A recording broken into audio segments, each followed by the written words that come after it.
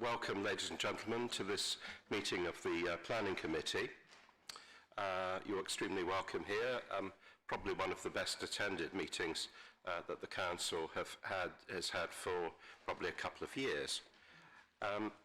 If we can start by just making clear who people are. So to my right are my fellow councillors, and the five of us will be making the decision on the case in front of us this evening. To my left are officers who will advise us, and they're led this evening by Amanda Reid, sitting immediately to my left, who's the Director of Planning and Place. And we have obviously other people who are supporting us with the IT and the presentation. If I can start by just asking, are there any apologies for absence? Anne? No, thank you. There are none. Declarations of interest. Charles, do you want to? I'd just like to mention that I've spoken to people on both sides of this debate, and I haven't made up my mind either way, and I haven't been unduly influenced by those discussions. Okay, thank you very much. I think for members of the public perhaps listening in online, as local councillors, obviously people who are members of residents' associations, people who are planning consultants who do a lot of business in the borough, these are all people that we come across from time to time, and of course our fellow councillors. But as Charles says, the important thing is that we haven't decided in advance what our position is. Now, we've just got a very quick item of business, and that is the minutes of the meeting that were held on the 13th of September. Colleagues, can I ask that we approve those minutes, please? Okay, thank you very much. Sign those. Now, I think before we get underway, it might help if I just very quickly explained how this meeting will work. Obviously, the planning system is very much a formal legal system, and the way that we determine planning applications is governed by rules and conventions that we have to be consistent, clearly, in how we do things. So what will happen is that when we get underway, first of all, the presenting officer, which in this case will be Martin Lomas, will make a presentation around the officer's report, which obviously has been published in advance. We will then invite objectors to speak. Now, because of the importance of the application, I've actually decided that we can in fact have 32 minutes for objectors to make representations. That will be followed by the applicants to make their case. They obviously are entitled to exactly the same time. What will happen next is that members of the committee will be able to ask any of the speakers questions, and then at that point we will probably have been going for quite a long time, and we'll probably take a short break. When we come back, we then move to the next stage of the meeting, which is that members of the committee can ask officers questions. Often it's by way of clarification about particular points, and then following that section, obviously members of the committee will then have to reach a decision. So that's the way in which we will proceed. So I think we can move on quite quickly now. So Martin Lomas, who's Team Leader Strategic Developments, Martin is actually going to present the report. So Martin, over to you. Thank you, Chairman.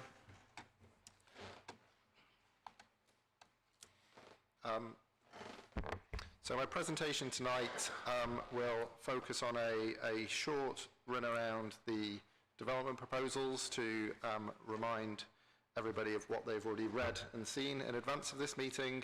I'm sure everybody in the room, including members, are very familiar with the report and the application.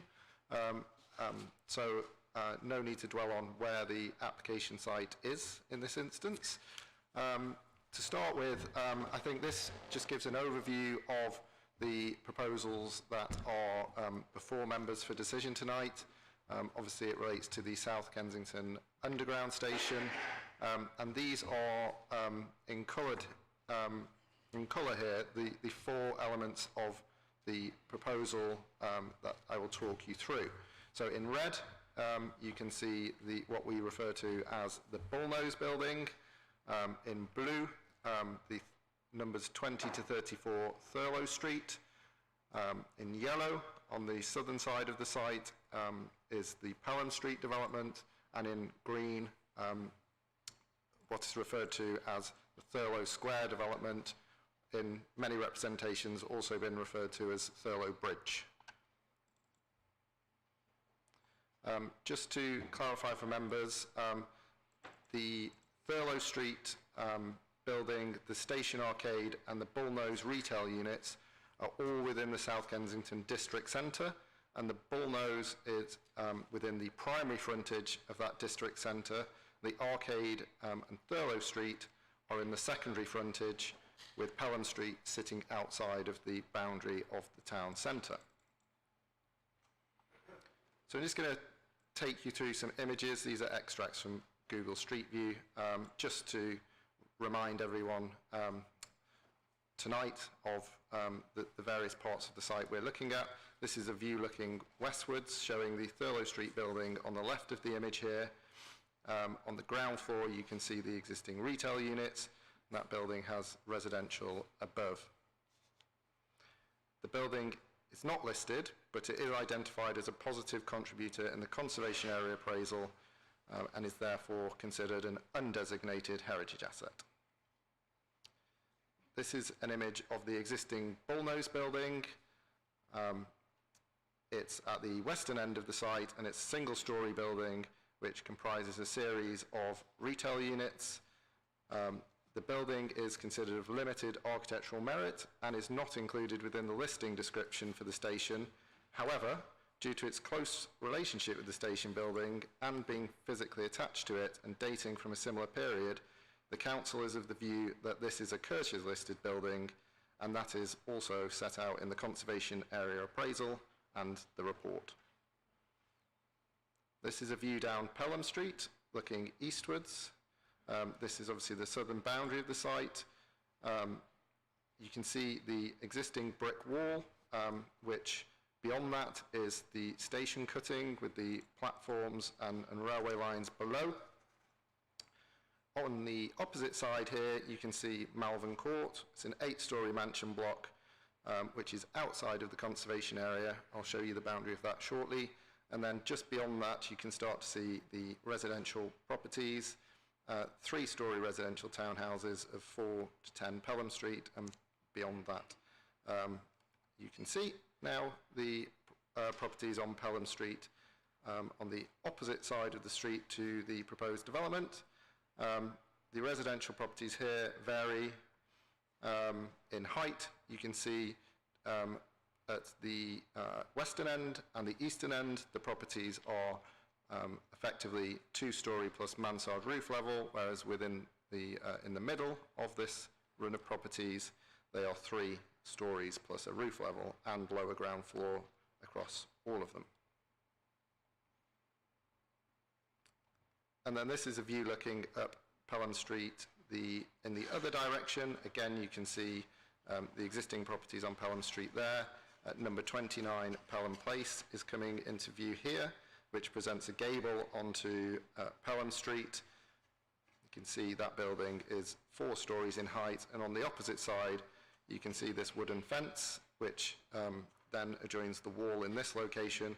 Behind this fence is a storage yard. And then this is looking up towards Thurlow Square. The site is currently vacant.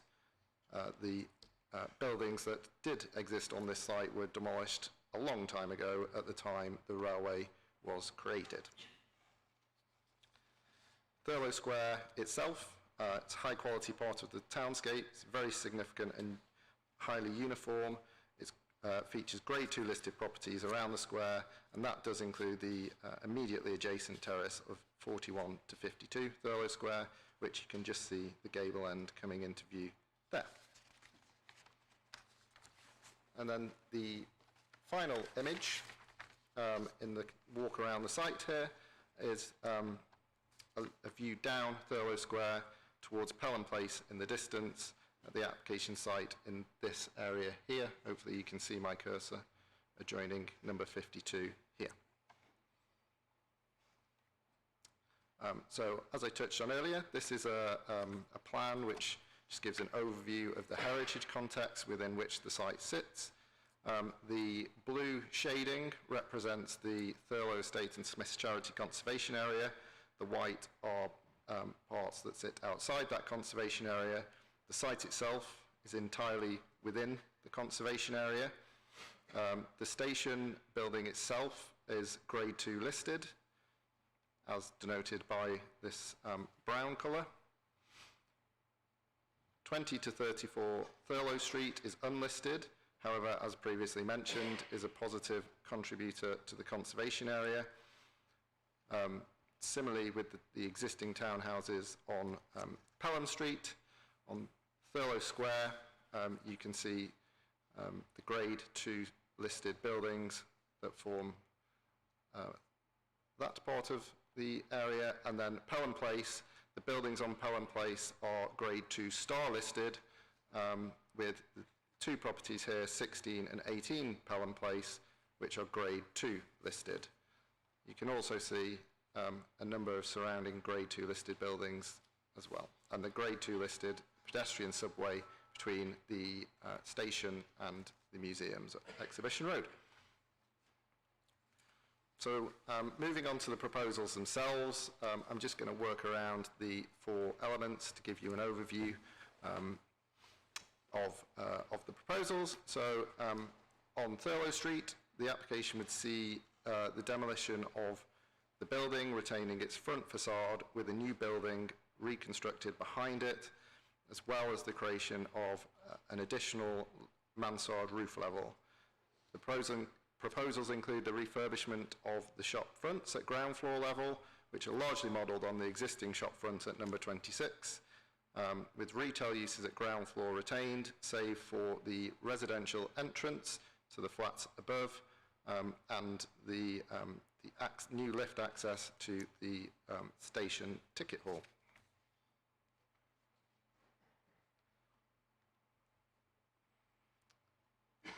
Right, moving on to the station building itself, works here largely involve the refurbishment of the arcade shop fronts.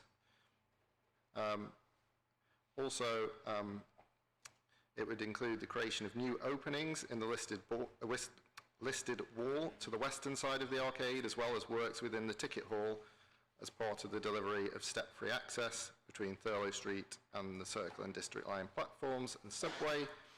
A basement level within the subway between the station and the station and the museums. Two new openings would be made within the subway wall, and two new retail units created within that space. At the Bullnose, the proposals would see the demolition of the existing single-storey Curtis listed building and its replacement with a new four-storey building comprising retail units at ground floor with office use on the upper floors. Moving on to Pelham Street, the existing brick wall on the northern side of the pavement would be demolished, and a series of buildings between 3 and 5 stories in height would be constructed. This, adjoining the Oxford tiled station building to the west would be a 5-storey commercial building, which would have retail at ground floor with office floor space above. While moving east along the street, the buildings would reduce to 4 stories in height and would provide 18 new homes, of which 17 would be affordable housing.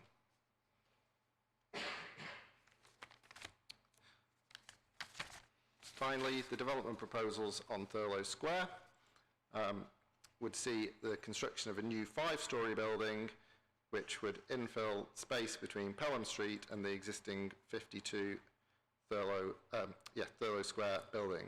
This would provide 12 market homes, and the ground floor would also see the introduction of an emergency exit from the platforms onto the street.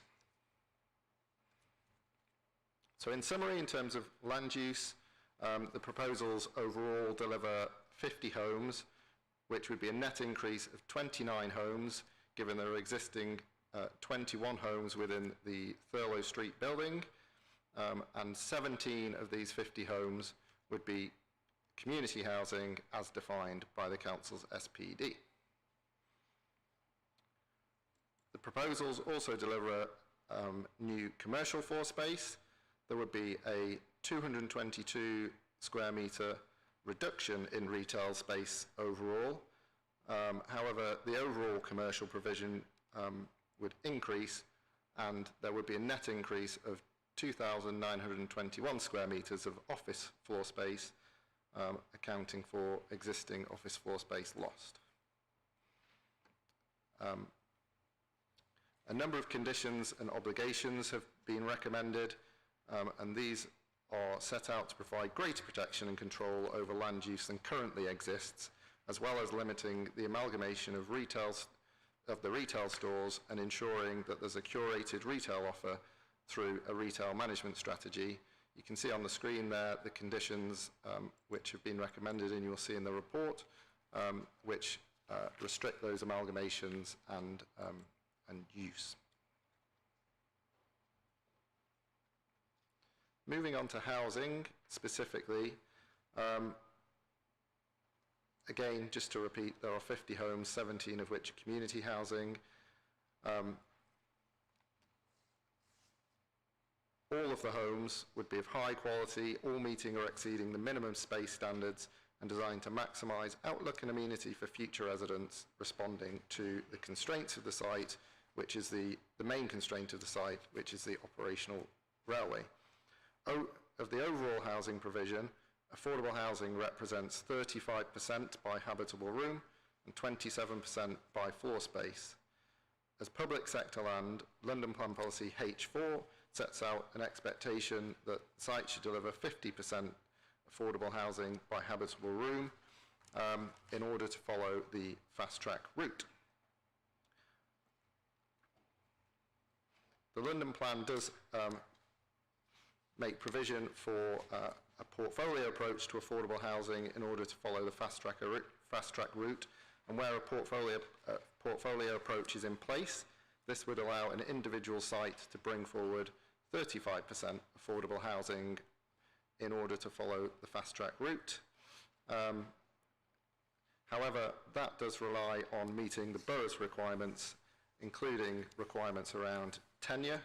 In this case, as you can see, there is a shortfall in affordable housing against the borough's 35% requirement by floor space.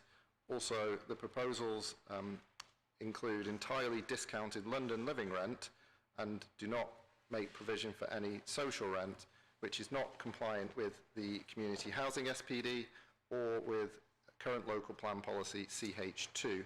So the community housing SPD expects 70% of affordable housing to be social rent, with 30% intermediate. Current local plan policy puts forward a 50-50 split. However, in accordance with both London Plan and local plan policy and national guidance, the application is supported by a financial viability assessment which seeks to demonstrate that the affordable housing is the maximum reasonable amount that can be provided.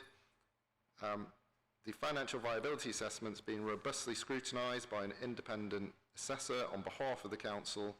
The outcome of the review is a conclusion that the affordable housing included within this application is indeed the maximum reasonable amount that the scheme can viably deliver, and is in fact above the maximum reasonable amount identified in that report. In terms of unit mix, local plan policy CH3 sets out the council will require a mix types and sizes to reflect the needs of the borough. In this case, both the market and affordable housing unit mix brought forward is considered to comply with the latest evidence that the council has and is considered acceptable. Overall, the office report concludes that the proposals comply with the relevant policies of the development plan in relation to housing and affordable housing. Just a couple of slides here just to give you an idea of the arrangement of uses. This is the ground floor across the entire site. The blue represents retail, the green represents residential, grey represents servicing such as cycle stores and bin stores and lobbies, and the orangey yellow colour represents access to upper floor office floor space. And then a general layout of the upper floors, again green representing residential with the orangey yellow representing office floor space. So now I'm just going to take you through a series of images to remind you of what the proposals look like. Some of them are in the report taken from the townscape assessment submitted by the applicant. Others are images taken from the applicant's design and access statement. On screen now you can see a view looking down Harrington Road, looking eastwards towards the existing single-storey bullnose, which you can see in the distance there. And this is the proposed image showing the bullnose development in that location. I should probably clarify where I'm showing you images from the townscape and visual impact assessment. I am going to show you, as I am here, the images taken with a 24mm camera lens, and as I'm showing you here, the image taken, the cropped image that the applicants appended to their TVIA, which is equivalent of an image taken with a 50mm camera lens. Moving on to the next view from Old Brompton Road, you can see again the Station Arcade entrance, the Oxblood Tile building here, the single-storey bullnose building here, again proposed. You can see various elements of the proposal here, the bullnose building, the rebuilt rear elevation of the Thurlow Street building, and on Pelham Street, the taller office and retail block here, with the drop you can just make out here to the residential as it moves down. And again, the 50mm equivalent. And then this is another view from the south. Again, you will have seen this in the officer report. This is the existing situation and the proposed. Again, you can see those elements of the proposal that I touched on in the previous image, and you can see the relationship of those to the station buildings and the surroundings. And there's your 50mm equivalent. And then just to give you some more views around the site, these are extracts from the design and access statement showing you the bullnose building in two different directions. And then these are the proposals on Thurlow Street. So as described previously, the retained front facade with the remodelled shop fronts in view here. You can see the bullnose building and the station entrance in the distance, and the additional mansard roof level, which is not there at the moment. And then this is a longer view down Exhibition Road. Again, you can see the additional storey that's within the proposals and a plant enclosure on top of that. I should clarify, this is one of the images from the TVIA, so there's your 50mm equivalent. And then some more images from the design and access statement. This is looking down Pelham Street, so you can see the taller office block here, and then the residential in the distance there. And then just a bit further down Pelham Street, the residential comes into view more, and you can see the relationship with the properties on the opposite side. And then this is looking back up the other way, again, the residential part of Pelham Street in the near field with the taller commercial block in the distance. And then this is further down Pelham Street with the Thurlow Square development coming into view here and 29 Pelham Place in view here. And again, we're moving to an image in the report, which was also extracted from the TVIA. So this is the existing view. You can see the former scaffold yard and the vacant site here with the railway cutting below, 29 Pelham Place and 52 Thurlow Square. And then this is the proposed arrangement, 24mm lens. You can see also here the Pelham Street development, and then the 50mm equivalent. And then this is an extract from the design and access statement, which just gives you a view looking up Pelham Place towards the Thurlow Square development and the gable wall proposed there and its relationship to those Grade 2 star listed buildings. This is actually a good image just to give you an idea that 29 Pelham Place is obviously an anomaly in that it has this full additional story, which the remainder of the properties on Pelham Place do not. And then another image just looking up Thurlow Square, so you can clearly see the properties on the western side of Thurlow Square here, which join the site to the north. And then looking the other way from the TVIA, looking down towards Pelham Place here, site in this location, there's the proposed view and the 50mm equivalent. So just in summary, obviously the report sets out in detail the conclusions on design, but overall officers' view is that the scale of development responds well to its local context, and the layout and arrangement of buildings does positively respond to the pattern of development in the area. However, the contemporary design and architecture, whilst working on some levels, doesn't fully respond to the varied but subtle changes in character around the various parts of the site. Officers have concluded that there are elements of the proposal that let the scheme down, for instance the upper floor of Thurlow Square, and this has led to a conclusion that there is a tension with the requirements of design policies CL1 and 2 and London Plan Policy D3, such that there is a minor departure from aspects of those policies, as set out in the report in detail. Again, the heritage impacts are set out in detail in the report, so I'm not going to dwell on them now, but in conclusion, officers did find less than substantial harm to the character and appearance of the Thurlow Estate and Smith's Charity Conservation Area, less than substantial harm to the station complex itself, and that's both its fabric, through both loss of fabric and its setting, less than substantial harm to the setting of 1 to 29 Pelham Place, they are the Grade 2 star listed buildings, less than substantial harm to the setting of 45 to 51 Thurlow Square, less than substantial harm to the setting of 6 to 12 Thurlow Square. And here's just a reminder that great weight should be given to the conservation of designated heritage assets, and the more important the asset, the greater the weight should be. In accordance with the MPPF, where less than substantial harm occurs, this harm should be weighed against the public benefits of the proposal. The officer report sets out what are considered to be the public benefits, and obviously concludes that those public benefits do outweigh the instances of less than substantial harm.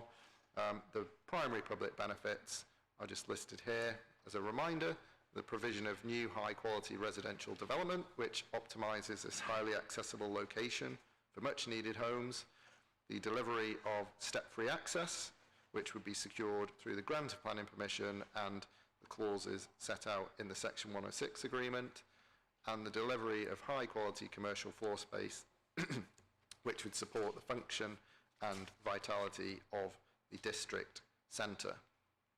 I've obviously touched on the land use, the housing and the commercial in previous slides. I'm just going to talk you through the step-free access being a key component of this scheme and how it works. This slide just shows you the station capacity upgrade works, which aren't part of this proposal, but are the if you like, phase 1 proposals that received listed building consent in 2019. The existing this is a 3D model extracted from the applicant's submission, but as you see on the left, that's the existing station layout with the barriers in this location here. See, the island platform is the sole platform that is serving the district and circle lines. The station capacity upgrade works, if you'll recall, included an extension to the ticket hall and the reopening of the northern platform, and included lift shafts down to those two platforms to provide step-free access from the ticket hall to the circle and district line platforms. The proposals included in this application include the delivery of lifts from Thurlow Street down to the station ticket hall and subway levels, and included within this application as well are the lift cars which would go in the lift shafts provided as part of the capacity upgrade works. Just to give you a clearer picture of how the step-free works, this is the ground floor of the Thurlow Street development. The arcade entrance is just here on the far left. What you're looking at here in grey is the entrance and the lifts that would take you down to the ticket hall and subway levels from Thurlow Street. So see, you're coming in off Thurlow Street here within one of the existing shop fronts. Then dropping down to the ticket hall level, this is where the lifts would exit into the ticket hall and at slightly lower level into the pedestrian subway, providing step-free access to both those locations. When linked with the lifts that take you down to the platforms, provide a complete step-free journey between the circle and district lines, the subway, the ticket hall and Thurlow Street. And then again, just an image extracted from the submission showing you where that entrance is within Thurlow Street and its exit into the ticket hall in this location. So in relation to transport, the officer's report concludes that the proposed trip generation is capable of being accommodated on the local highway network, and the proposals would facilitate active travel. There is provision of new cycle parking for residents, workers and visitors in accordance with policy. The development would be secured as permit-free, as set out in the heads of terms. There is an appropriate outline servicing strategy, final details of which are proposed to be secured by condition, and the outline CTMPs submitted generally demonstrate an acceptable methodology and routing. The final CTMPs are recommended to be secured by condition prior to commencement. And obviously we've touched on delivery of step-free access to the circle and district lines, something which is clearly relevant to the transport assessment as well. This slide is just showing you the proposed new servicing bay that will be created within the plaza to the south of the station. I've included this here just for clarity. I anticipate that this will come up in representations, so I've put this in just to ensure members are clear the space we are talking about for the creation of the new servicing bay. In terms of living conditions, the proposals have been assessed in detail with regards to the impact on living conditions of neighbours. Daylight and sunlight has been assessed and the vast majority comply with the BRE guidelines. There are some instances, particularly on Pelham Street, where the proposals would result in losses in excess of BRE criteria. However, it's important to bear in mind that this is a key town centre location and the northern side of Pelham Street is currently vacant. Same is true of the currently vacant plot of land on Thurlow Square. Given this, any development on these sites would likely have an impact on daylight and sunlight. Where there are instances of worsening identified, the retained levels would represent good overall levels of daylight and sunlight, retaining levels that would continue to enable residents to benefit from appropriate daylighting and sunlighting to their homes. In terms of sense of enclosure, as with daylight and sunlight, because of the current vacancy of the land any development here will increase the enclosure experienced by residents. However, what is proposed in terms of the height and massing of the buildings is not unlike the heights or separation distances on surrounding streets, and the relationship between the existing and proposed buildings on Pelham Street would represent a fairly typical street relationship. Likewise, there will be some mutual facade to facade overlooking, but this is typical of any street where there are residential properties facing each other. Officers conclude that the proposals would not materially harm the living conditions of residents in this regard.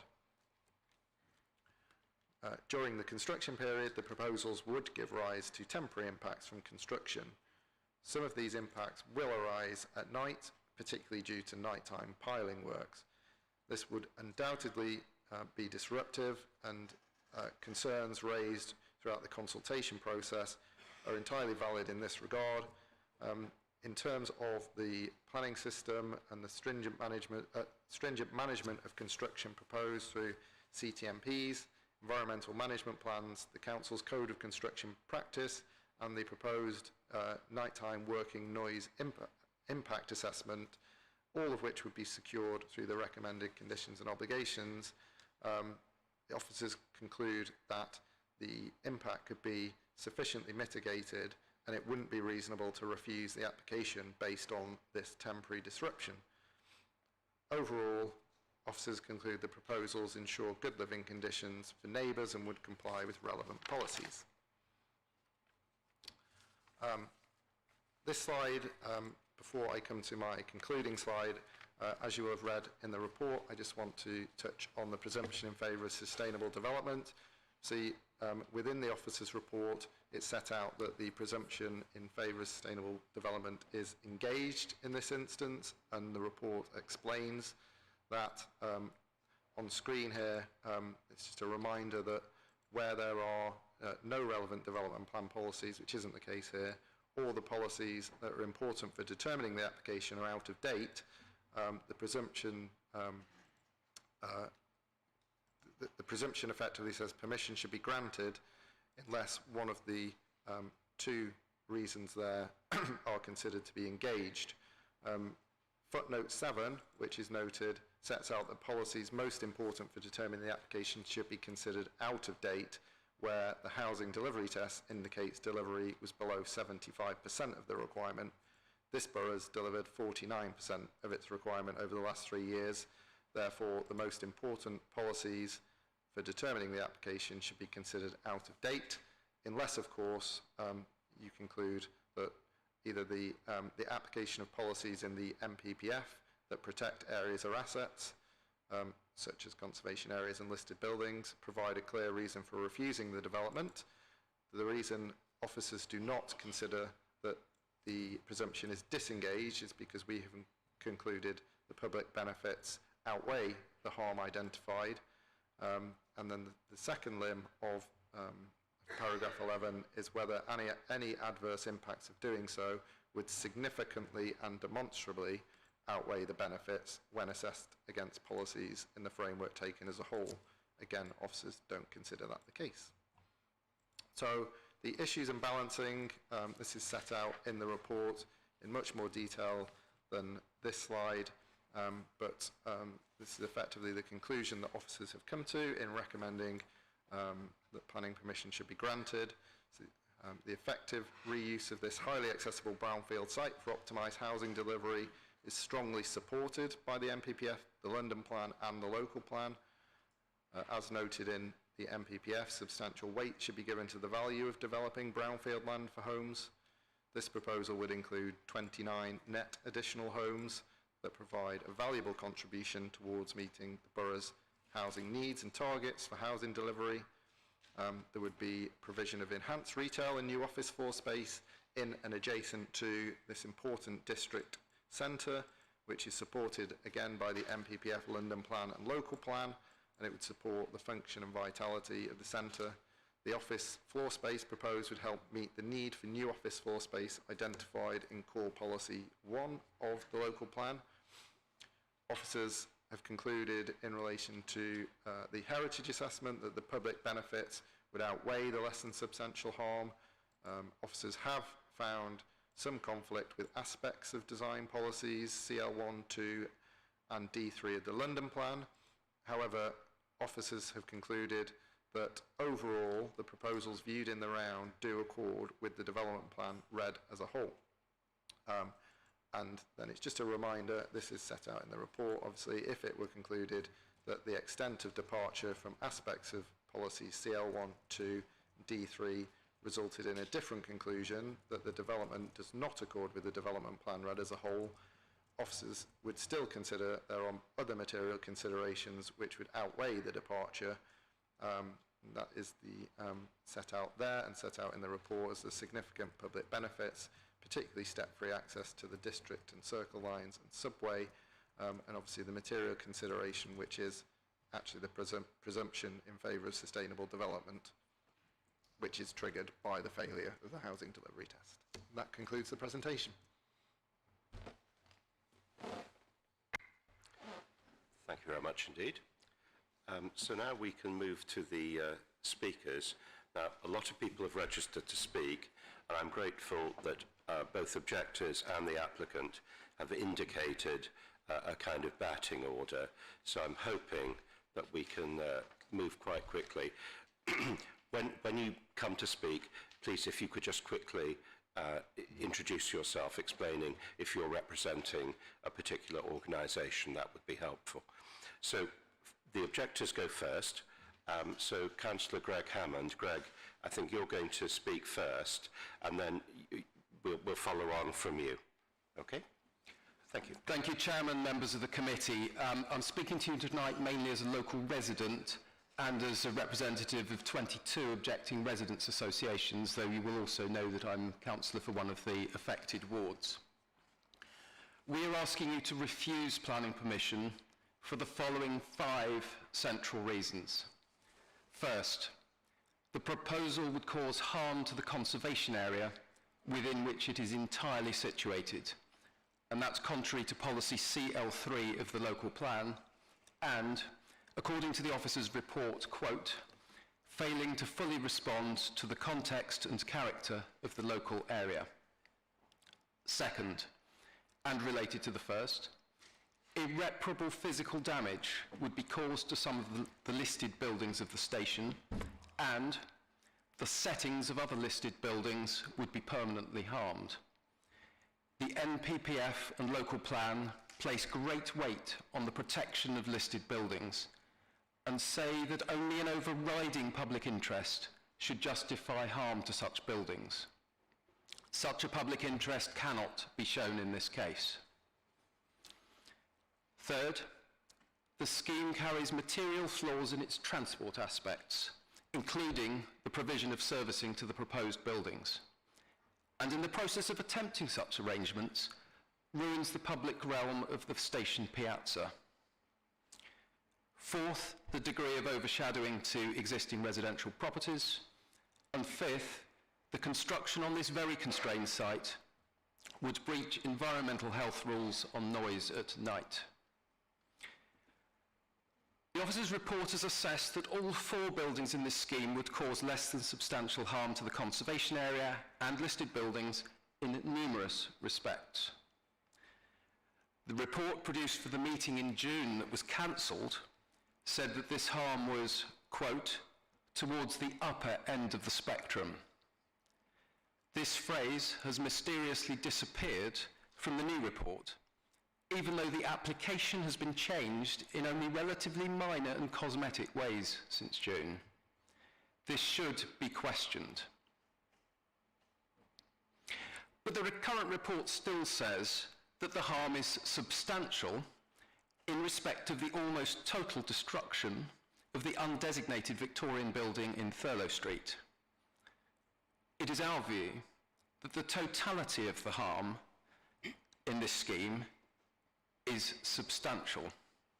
But even if you disagree with us and accept the officer's assessment, he recognises the harm, and less than substantial harm is still sufficient to render the planning balance against the scheme. We submit that even less than substantial harm, when that is spread across so many features, is enough to tip the scales.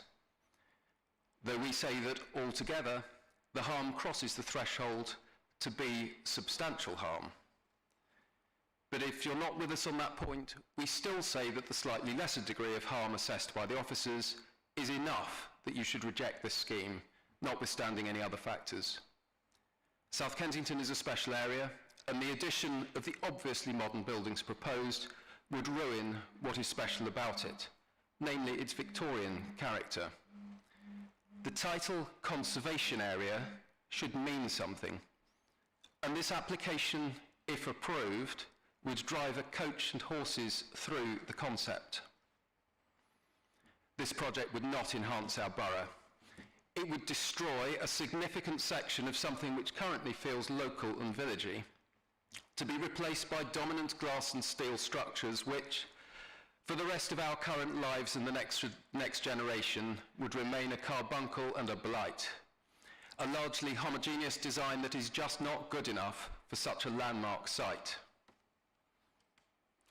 As one reads through the planning officer's report, it's striking how often the conclusion was reached that either some harm or damage, or significant harm or damage, was stated as being caused to the area. In fact, aesthetically and architecturally, the development has almost nothing to commend it, and that does seem to be recognised by the planning officer. The new development is variously described as, quote, discordant, architecturally confrontational, and overtly contemporary, to pick 3 quotes out of the urban design and townscape section of the officer's report. According to the report, some damage or less than substantial harm is caused to the Bullnose, to the station, to the Pelham Street Terrace and to Thurlow Square, and that's without mentioning the near total destruction of 20 to 34 Thurlow Street and the obstruction of the views towards the Natural History Museum. None of this is outweighed by any design benefits. And the proposal doesn't harmonise with neighbouring buildings, according to the report, and it would completely dominate the area. As well as the harm caused to a number of listed buildings, the new development would sit as a great glass and steel edifice, completely destroying the look and feel of the area.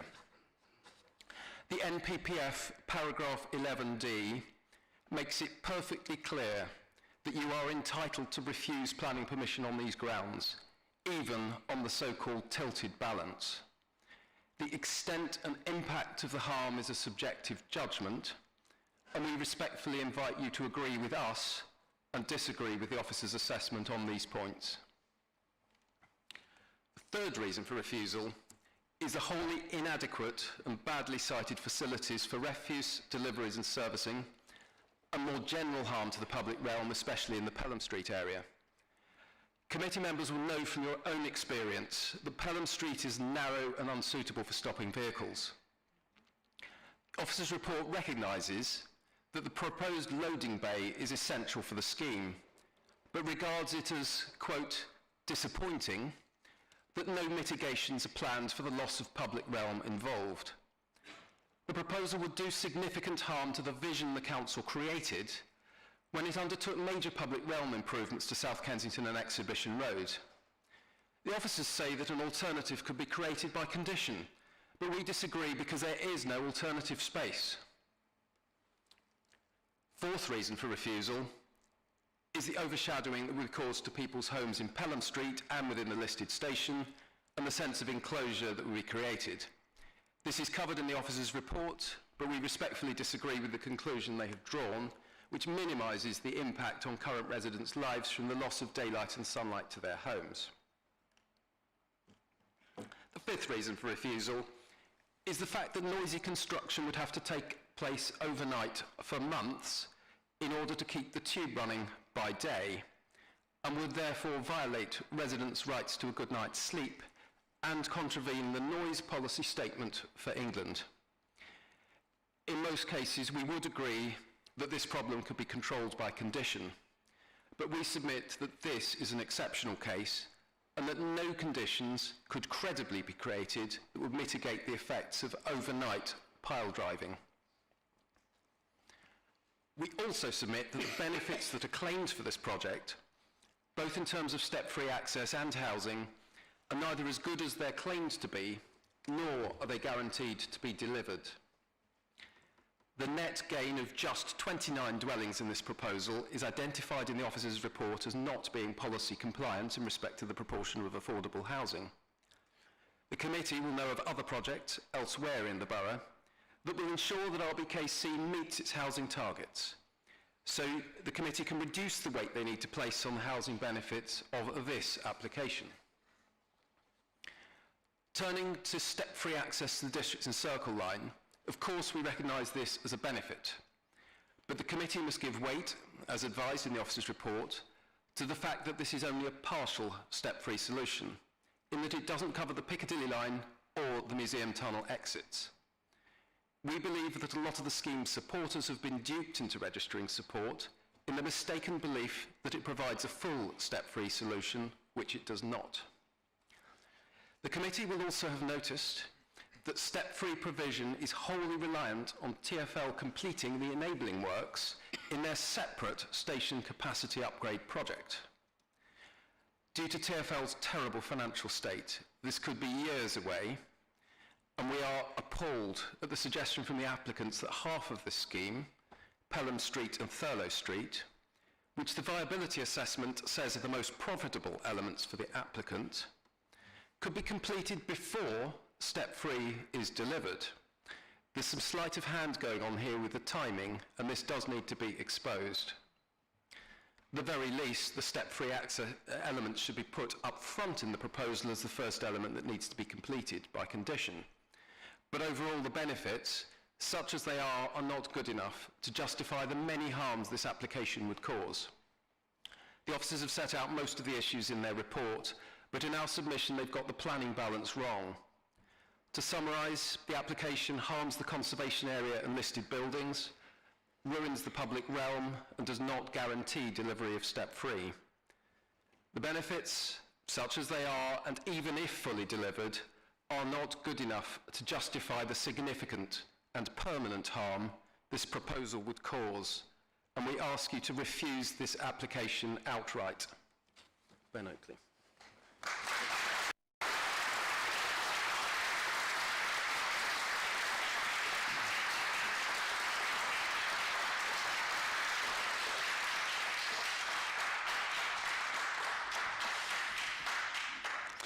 I'd like to thank the Chair, firstly, for this opportunity to address the Planning Committee this evening. Save Britain's Heritage is an independent national heritage charity with a long track record of campaigning to protect Britain's historic environment. We are not a statutory consultee and we receive no government funding. And given our limited resources, we select very carefully the cases we choose to comment on and those we decide to pursue at planning committees or public inquiries. Given the degree of harm posed by these applications, in our opinion, and the heritage issues raised with regard to upholding national planning policies for the preservation and enhancement of the historic environment, SAVE has chosen to raise its concerns at today's committee.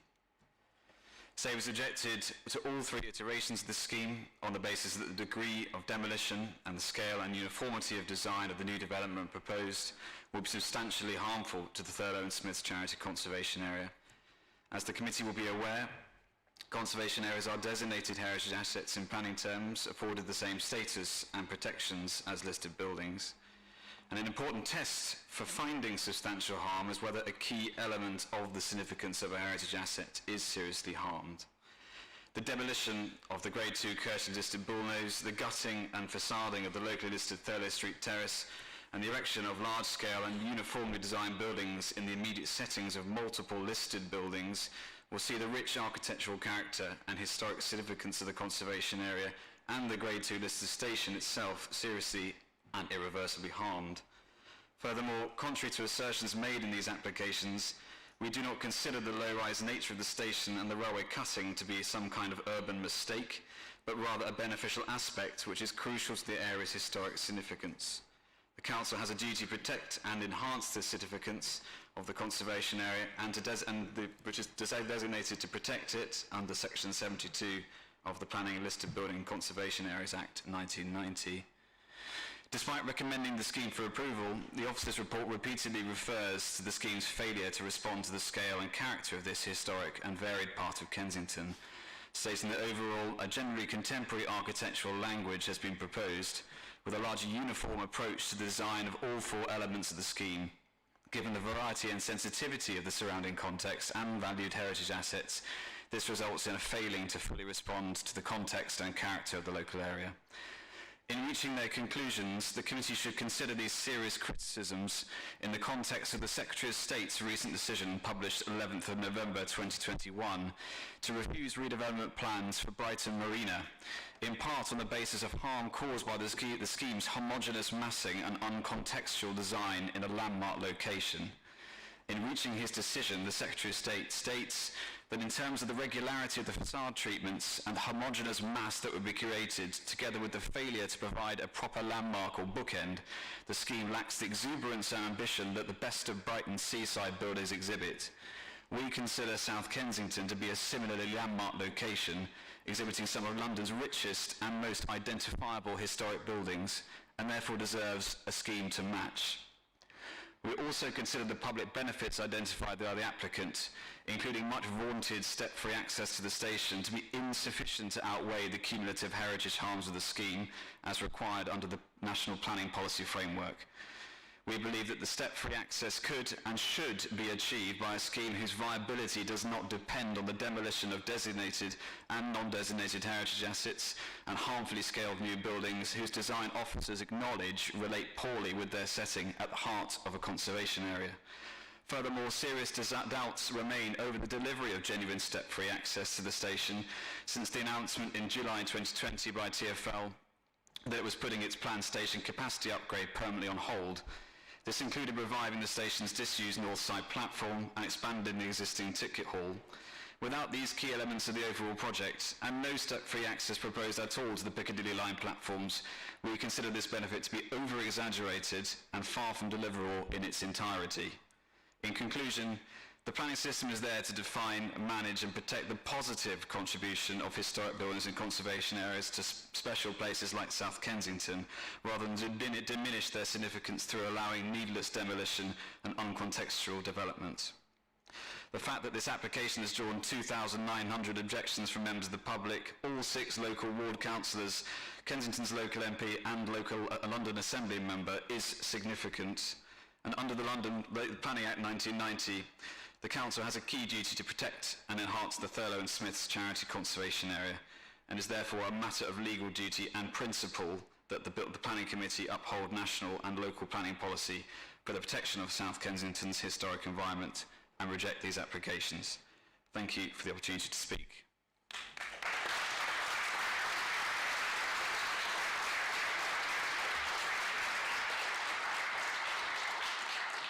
We, the Kensington Society, have 2 issues which we would like to address: the insufficient affordable housing and the delivery of a step-free safe station.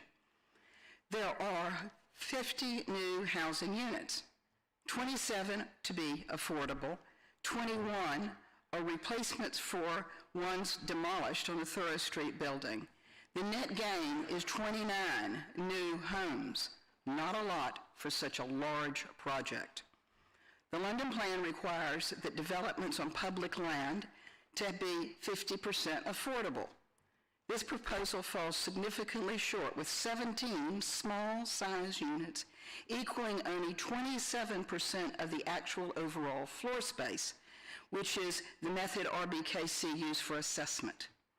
Native Land and TfL argue that the project is so expensive that they cannot possibly provide the amount of affordable housing which is required for development on public land. We disagree. The scheme fails to make meaningful contributions to the borough's challenging housing target, especially when weighed against the overall substantial harm to the heritage that the scheme would cause.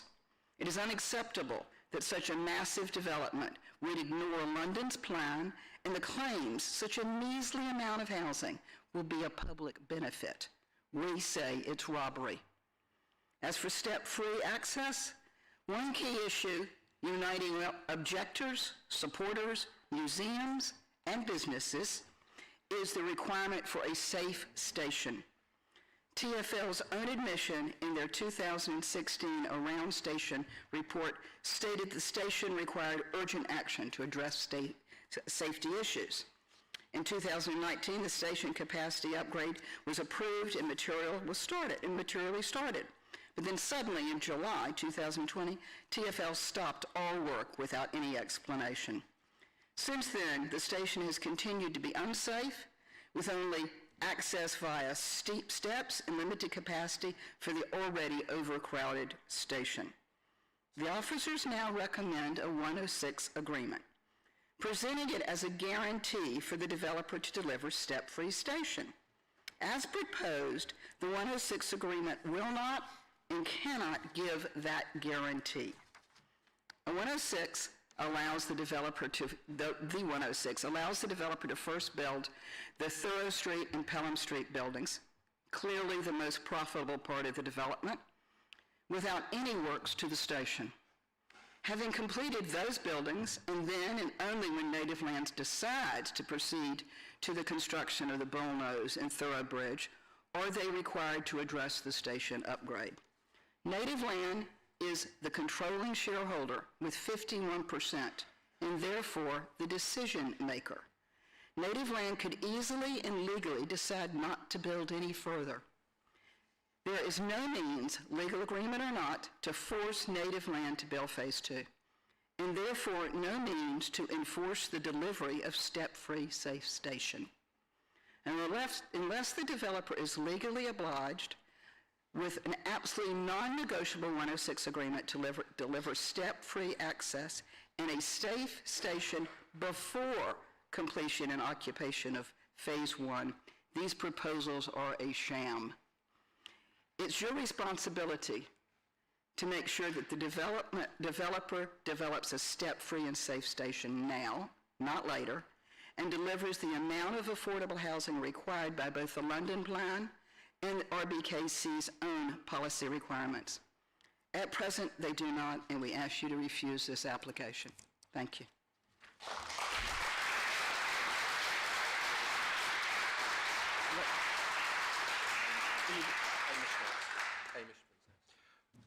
Thank you. Now, I think we now have a couple of speakers, starting with Mr. Patel, who live or have businesses immediately nearby. So, please, Mr. Patel, you go first. Thank you, Chairman. Councillors and committee members, I am the Director and Lead Pharmacist at Stickland Pharmacy, located inside the station arcade. And as a family of pharmacists, we have served the local community since 1984. The pharmacy has been in Kensington since its establishment in 1835. I speak here tonight in my capacity as an elected representative of all the small independent businesses that are affected by this proposal in and around the station. South Kensington Station has been a historic site in the borough since its creation and is a great place and character. I'm an example of small businesses that add to this character, and we would be gravely affected by this current proposal. As it stands, this proposal will change the whole ethos of the area, whereby smaller retail units will be amalgamated into bigger units, catered more for larger franchises, forcing small to medium-sized businesses such as ours out.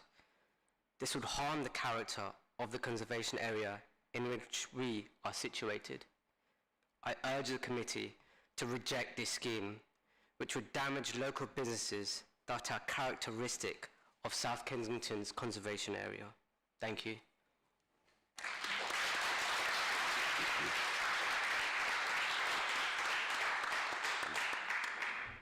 Thank you. Now, who's going to go next? Sir.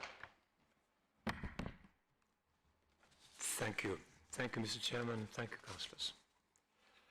I have been living for the last 21 years in a flat at 26 Thurlow Street. In this terrace, full of original features, that is marked for demolition and facading. I represent the private and business tenants of this terrace. Facts can be verified. Opinions can be argued over. Fact: the Thurlow Street terrace can readily be refurbished, like the majority of 19th century residential blocks in the borough.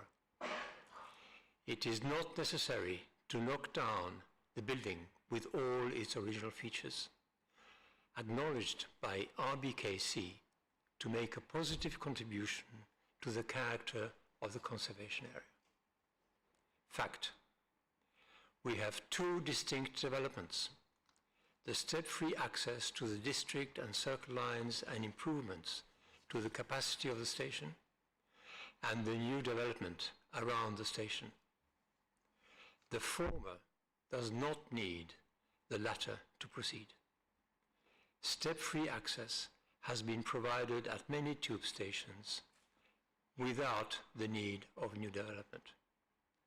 I therefore respectfully request that the permit for the development in its present form be refused. Thank you.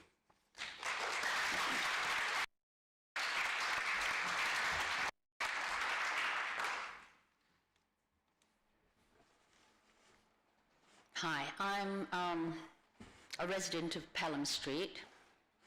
I'm a member of the Pelham Street Association. My husband and I have lived on Pelham Street for over 30 years with our 4 children who have all grown up here.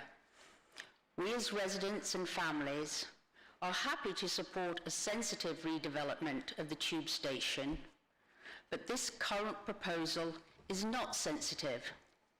It is a wrong development and totally inappropriate for the area. Pelham Street is a narrow, often congested thoroughfare, and the proposed 16-metre and 13-metre buildings immediately opposite our 10-metre house are far too high for the setting and would damage and change the whole environment for all. We are also appalled by the idea of overnight pile driving, which would be necessary if the plans were to go ahead. We do not think that there are any conditions which could possibly be created that would justify it. I urge the committee to reject the plans.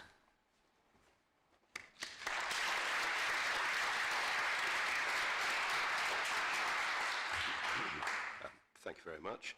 Mr. Lloyd Webber, sir. Thank you. Chairman and members of the committee, I am speaking in my capacity both as President of the Onslow Neighbourhood Association and as a resident who has lived his entire 70 years within 400 yards of South Kensington Station. This may well sound as if I should have got out more, but that wouldn't be true. After coming of age at the Royal College of Music, I forged a career as a solo musician, which meant that I was fortunate to play in the world's great cities on a regular basis. Yet, whether returning from Rome or Vienna, Prague or Salzburg, I always knew that I was coming home to a very special place, a place of beguiling charm, where its architecture had grown organically over the centuries, a place where I would never have believed that we'd be looking at the kind of soulless, out-of-proportion designs under consideration this evening. The 4 slabs of identikit generic architecture proposed by TfL Native Land could be sited almost anywhere in the world, except of course in any of the cities I've just mentioned, all of which pay due respect to their heritage. The 15mm verified views we have provided show clearly the full abomination of this proposal in the way that the applicant's images do not, and we want to show you these during the question session. I'm intrigued by the case officer's report, in which the word heritage hardly appears, and yet which manages to identify no less than 9 areas of less than substantial harm. Just how many harmful areas are needed before the cumulative damage is deemed to be substantial? Perhaps the officer might be able to enlighten us this evening. Then there are the 50 new homes, which have turned out to be only 29 additional homes after taking into account the 21 homes this scheme proposes to demolish. And then there are the references to step-free access, which have hoodwinked so many people, but in fact turn out to mean step-free access to the district and circle line only, which would be completely useless, of course, if you were arriving on the Piccadilly line, but helpful if you were coming from Fulham Broadway, Although if you did happen to come from Fulham Broadway and made a left turn into Pelham Street, past the monotonous new slabs of concrete, you might wonder if you'd ever left Fulham Broadway at all. And therein lies the main reason why this ill-conceived, out-of-scale scheme should be rejected once and for all. It has failed to pay sufficient regard to South Kensington's unique character. What's more, there's an uncomfortable feeling that both the public and the planning committee have been misled on key aspects of this application. For example, the applicant has chosen only to use 24mm focal lens views of the scheme, instead of the 50mm lens verified views, which should be primarily referred to in accordance with the guidelines of the Landscape Institute. To summarise, our objections are not a case of Onslow Neighbourhood Association or our many other local society friends, or indeed the unprecedented number of individuals who have submitted written objections being against any development per se. On the contrary, we look forward to welcoming a proportionate development which celebrates and respects the architecture and character of this unique, historic part of London.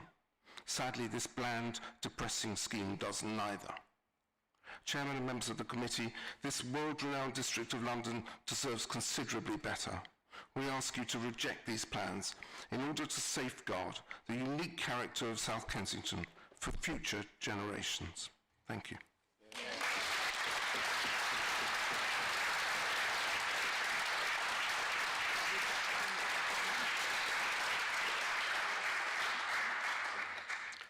Thank you. And to conclude the objector's presentation, I think Councillor Soph McVeigh, Soph, you would like to speak just briefly for a couple of minutes. Please, go ahead. Thank you. Yes, Councillor Soph McVeigh, and I'm representing the fellow 6 local councillors who have objected to this. The MP, the London Assembly member, 20 residents' associations and over 2,000 residents who've all objected to this. So as you can see, a huge number of individuals who've taken the time to understand these proposals and to submit their own unique views. Unlike many supporters who were signed up by the applicant accosting people coming out of the tube with a simple question, do you want step-free access? I was accosted and there was no option to look at the full scheme, and I'm sure that the committee members will see through this rather desperate measure. Soon you'll hear the applicant say, this is long overdue and it is conservation-led. Well, overdue, yes, the station capacity and ticket hall upgrade is overdue. It is crowded beyond belief, and shame on TfL for not having done this yet, even though that aspect was given consent by this council years ago. So this aspect is no reason to approve the current application. Conservation-led? Not at all. You've heard from the national expert. It would be a desecration of one of the borough's finest conservation areas. A mass of identikit modern designs with inappropriate materials causing substantial harm, and a few superficial conservation details tacked on, like putting lipstick on a pig. And as you've heard, you've heard this before, you've heard this be said tonight, that we are not against an appropriate scale conservation-led development. And this has been shown by local residents who worked with TfL and together signed off a development brief in 2016. But sadly, this collaborative plan has been ignored. So just to finish, the report is thorough, thank you, but balancing issues is a subjective judgment. And as experienced members, you can take the opposite view to that recommended. We say the degree of harm to the area is substantial, and the benefits are not enough to justify approval. We therefore ask you to please refuse the application. Thank you. Hear, hear.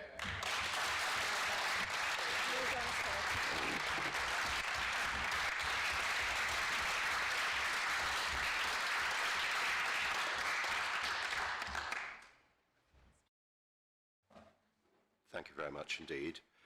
So now we turn to the applicant team, and I think the first speaker is going to be Alistair Nichols, who's the Chief Executive of Native Land. So, Alistair, please whenever you're ready, if you'd like to start. Thank you, Chair. My name is Alastair Nichols, and I'm the Chief Executive of Native Land. And I wanted to explain our commitment to the enhancements of South Kensington Station as Transport for London's delivery and investment partner. Our proposals for South Kensington, which have officers' recommendation for approval, will deliver high-quality mixed-use regeneration and are in full accordance with the development plan when considered as a whole. Most importantly, it will provide many significant public benefits, not least the provision of 50 new high-quality homes, including 17 on-site affordable homes, whilst also completing the delivery of step-free access from street level to the District and Circle Line and the Museum subway tunnel. This has become a once-in-a-generation opportunity for the Royal Borough to support our proposals for this very challenging and tired site, which is in need of inward investment. It has seen a succession of unsuccessful proposals by others over many decades and is now only made possible by the partnership between TfL and ourselves for the proposals in front of you. With our highly experienced professional team, we've designed a master plan of the highest quality architecture, where the scale and massing is informed by the prevailing townscape, while managing to remain on the margins of a viable and deliverable development. It will improve the experience and accessibility for station users and greatly improve the existing property by restoring the station arcade and utilising its surrounding buildings and land to create buildings of exceptional quality that meet current design and accessibility requirements. Our partnership with TfL will fund, build, own and manage the restored station arcade and surrounding properties. We will be long-term custodians with a genuine interest in this important London neighbourhood and its future. Native Land has a strong track record in the Royal Borough, and locally this includes 13 affordable homes for Peabody alongside 26 private homes, which in common with our housing proposed at South Kensington are of equal architectural and material quality to any other building on the site, irrespective of tenure. Our proposals for South Kensington Station continue this track record of high-quality buildings that deliver wider public benefits across the Royal Borough. I would now like to hand over to Graham Craig, Director of Commercial Development, a colleague from Transport for London. Thank you, Alistair. Thank you, Chair. I'm Graham Craig, Director of Commercial Development at Transport for London. I'm proud and pleased to be here with you on this important evening. As long-term custodians of TfL's estate across London, it is our responsibility to deliver the best possible experiences for our customers, as well as create much-needed homes, including, of course, affordable homes and long-term income for reinvestment in the transport network. South Kensington is an area of hugely significant cultural, economic and educational importance to London. It is also steeped in history, notably the arcade and the unique pedestrian subway to the museums and institutions. However, the station has not received significant investment since the 1970s, and as a consequence, the experience of the station falls well short of what London, South Kensington and our customers deserve, and well short of what I would want to see. It is all too common to see people with children and buggies needing help to navigate the station. Too many people with reduced mobility are excluded from the primary gateway to South Kensington. Our proposals are the opportunity to create an arrival experience that befits South Kensington. Notwithstanding TfL's extremely challenging financial position, I can confirm we are committed to delivering step-free access in this application as part of the wider development. And importantly, we commit to complete it for our customers in the first phase of the development. Our partnership with Native Land is the key to us delivering these benefits. We will invest and work together as long-term custodians of the buildings surrounding the station. And with our expert professional team, we will deliver buildings that will endure for future generations of our customers and the local community. Our buildings are coordinated with TfL's wider station, our plans are coordinated with TfL's wider station upgrade plans. Disruption from the delivery of both will be mitigated by careful coordination of the programme of all works. Let's seize this opportunity to deliver this once-in-a-generation improvement to the primary gateway to South Kensington for all Londoners, providing benefits that will be felt across the Royal Borough. Our architectural approach is led by our highly accomplished architect, Rogers, Dirk Harbour and Partners, who are winners of the prestigious Stirling Prize and known for the excellence of their buildings, some of which have already been listed in their own right as having design and cultural significance. The team is led by Tracy Mellor, to whom I will now pass. Thank you very much. I'm Tracy Mellor, partner at RSHP. This is one of the most important and exciting sites that we've had the opportunity to consider, but it is also one of the most difficult. It presents a series of contradictions. On one hand, it's a Zone 1 transport gateway to the cultural institutions that bring over 34 million people a year through the station, and yet it is also a much-loved residential neighbourhood. Similarly, although the area is home to some of the most beautiful Georgian and Victorian architecture in London, the area immediately adjacent to the station is dilapidated and not of the same quality as the rest of the conservation area. The arcade and adjacent shop fronts are in need of restoration, and a storage yard forms an incongruous backdrop to the Grade 2 star listed Pelham Place. The area has a rich history of heritage, but also of bold innovation. We have had much to consider in developing these proposals. Over the last 3 years, we have had 85 meetings with residents groups, RBKC's planning officers, councillors, Historic England, design review panels, and the educational and cultural institutions of Exhibition Road, all of which have helped shape the scheme under discussion tonight. We have also held 3 public exhibitions and 13 pop-up events to share the evolution of the design in response to the feedback we received. Our proposals have the support of experienced and senior planning officers at RBKC who have recommended it for approval. In addition, Historic England have stated that they have no objection to the application on heritage grounds. This is particularly important when considering the impact on the heritage assets and conservation area. We believe we have this support because by working together through a long and robust consultation process, we have developed a scheme which mediates the many constraints and requirements of this challenging site to provide a development which has evolved to become smaller and more contextual, and yet still delivers a wide array of public benefits.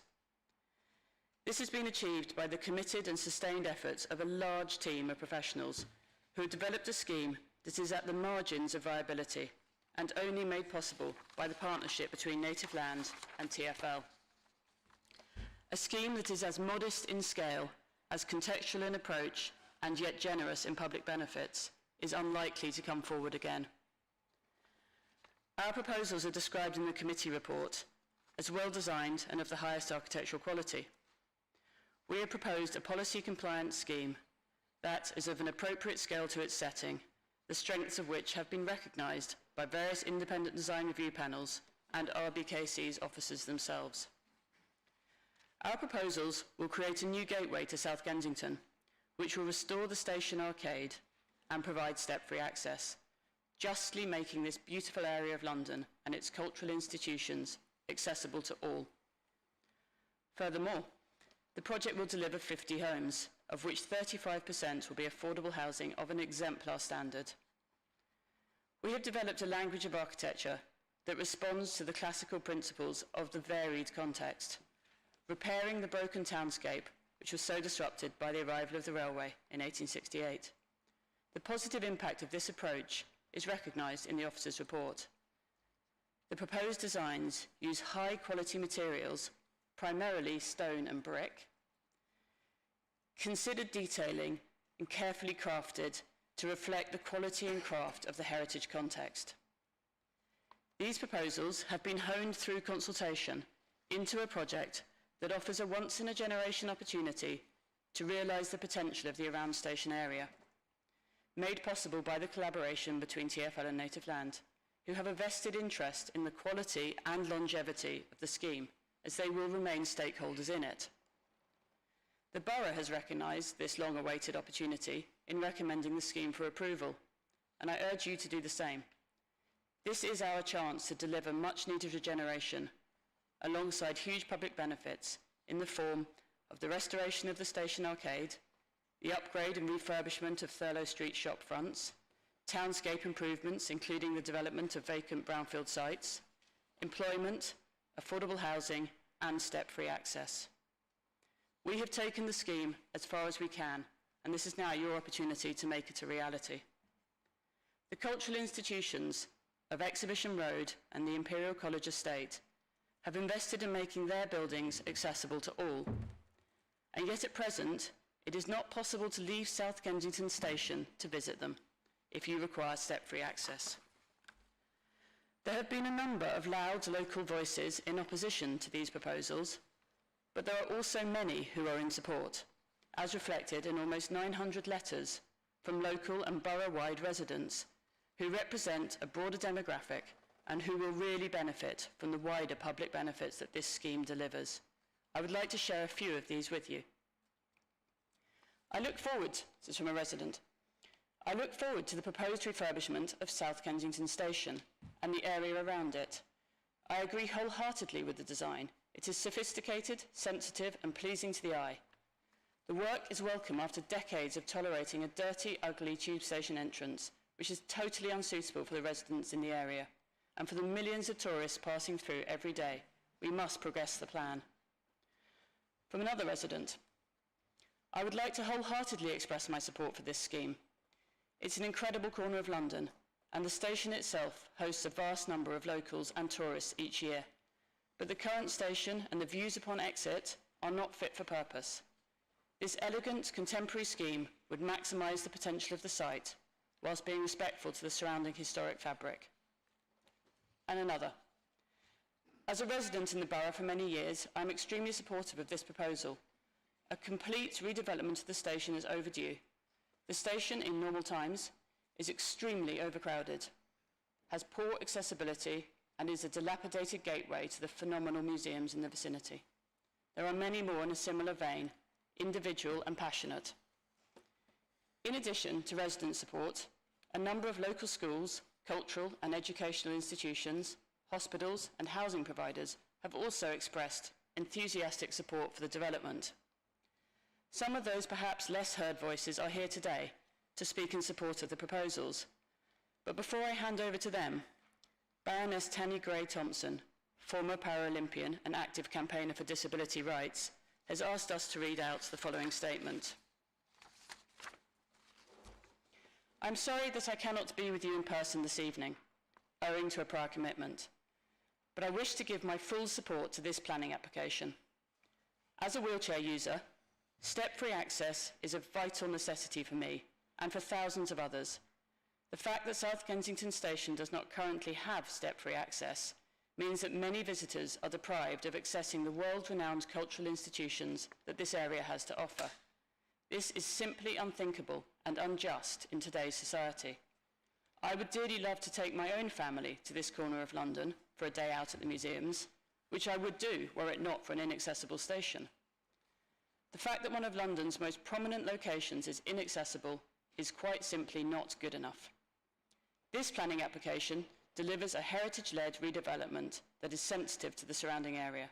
In addition, these proposals will provide parity of access at such an important station, for me and for countless others. If this application is not granted consent, step-free access will not be delivered. Therefore, I ask members to give the application in front of you tonight your full support, and that you grant consent to this long overdue application. Baroness Tanni Grey-Thompson. I would now like to introduce Emily Candler, who is here to speak on behalf of the Exhibition Road Cultural Group. Hello, I'm here on behalf of the members of the Exhibition Road Cultural Group, the world-leading cultural and educational organisations in South Kensington. including Imperial College, the National Museums, the Royal Albert Hall, Royal College of Art, and many, many more. Together, these organisations welcome over 20 million visitors, normally, employ over 10,000 staff, and educate over 20,000 students. On their behalf, I want to emphasise the great need and support for this scheme, which delivers step-free access without further delay. This is the gateway to London's most popular cultural district. It was founded from the legacy of the Great Exhibition of 1851 with the mission to promote learning and innovation in the arts and sciences for the benefit of society, and very importantly, to be open to all. Access is fundamental to the character and function of these historic landmark buildings in South Kensington. Providing dignified, safe access and travel is of great importance. All of the Exhibition Road Cultural Group's venues, many of them Victorian-listed buildings, have been made accessible, and it is a disgrace and an embarrassment that there is still no step-free access at South Kent Station. You simply cannot get here by tube, as we've just heard from Sammy Gay Thompson. If you're a wheelchair user, people feel excluded, people are excluded. And if you use South Kensington Station, you'll undoubtedly have seen and probably stopped to help harassed parents trying to carry pushchairs up and down the stairs from the District and Circle line as a crowd of passengers are also trying to rush past. It is not a pleasant experience for anyone. And this has a wider impact than the discomfort and difficulties for those tube users. We have seen a significant rise, over fourfold, in the percentage of visitors travelling to the area by car over the past 18 months. I think everyone here would agree it is very important to discourage visitors from driving into the borough's streets. Therefore, it is in the interest of everyone in the area that the public transport provides the most attractive and accessible option for the tens of millions of people that visit South Kensington each year. And this is not just a visitor destination, it's an international centre of research and learning. The institutions here need to be able to attract, retain and support diverse and talented staff and students. It is unacceptable that there is no step-free access by tube for our staff and students who are wheelchair users. And it is not just the cultural and educational institutions who have this problem. South Kensington Station also serves the nearby hospitals as a major route for patients and staff. There have been many proposed schemes that have come before these proposals over the past 30 years, and all have failed. This scheme has been in discussion and development for 7 years to my knowledge, and it may have been before that. If this one fails, how long will it be before we get step-free access at this important gateway station? How many people have already been cut off from the extraordinary experiences offered by our cultural and education organisations over the years as a direct result of the inadequate access at South Kensington Station, and how many more will be excluded in future before access is improved? Councillors, you have the power to make the change. The officer's report confirms that this scheme will deliver step-free access from the District and Circle line platforms to the street and tunnel, with an obligation to deliver this fully in the first phase of works. The Natural History Museum has planning consent and funding for step-free access exit from the station, from the tunnel, which was unanimously approved by this committee, and works begin on that in February 2022. I ask you as a committee to give very great weight indeed to the significant public benefit of step-free access in your considerations, and to approve this scheme. Thousands, millions of families with young children and people with mobility impairment will thank you and will benefit from this for decades to come. I would like to hand over to Leonard Brown. Thank you. Good evening, committee members. My name is Leonard Brown. I'm the head of housing for Westway House Association. Westway Association is a small community-based association based in North Kensington. You've been founded within this borough, and you've been around since 1987.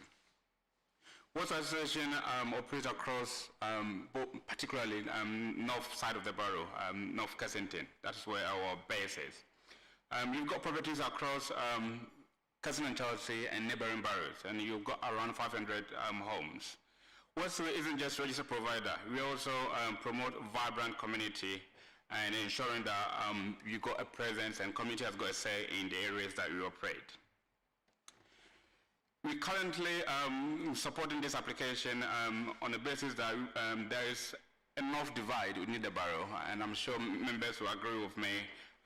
In light of Grenfell, there's a lot of reviewing in terms of north and the south side of the borough.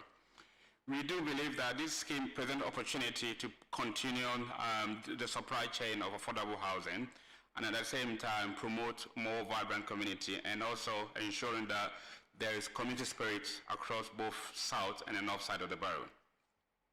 We also with a view that, and especially the presentation you've seen so far, the scheme offers much needed opportunity with right affordable homes, with the right set of specifications that would enhance the well-being of the community as well as promoting more affordable homes within and across the borough. And therefore, Wards Associations, community-based organizations support the scheme. Thank you.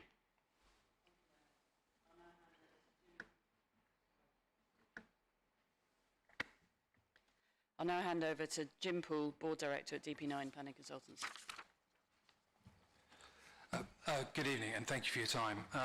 You've heard tonight people speaking passionately, both for and against these proposals, and that is the nature of the planning process. However, ultimately, this must come down to a decision based around the policies contained within the development plan. Your officers have made their assessment forensically and concluded, in our view quite rightly, that the proposals accord with the development plan when read as a whole, and hence should be granted planning permission. Their detailed judgment specifically highlights that the proposals are well designed and of the highest architectural quality. Historic England, the nation's experts on all matters associated with the historic environment, have concluded that they have no objection to the application. Their position on this aspect of the proposals is hugely significant. No objection on heritage grounds. When this is interlaced with the fact that all of the proposed land uses are strongly supported by policy, and in particular the affordable housing proportion significantly exceeds the expectations of policy, in that context the position becomes compelling. And of course there's step-free access, often spoken about this evening. The development plan describes step-free access as a borough-wide priority. This recognises that a significant proportion of the population have been disenfranchised for generations as a consequence of the absence of appropriate facilities both in and around the station. Baroness Tanny Gray-Thompson's words should be ringing in our ears when she says that this situation is simply unthinkable and unjust in today's society. We have the ability to correct this. Finally, taking all of this into account, should you still conclude that this remains a finely balanced judgment, then we must draw your attention to the so-called tilted balance.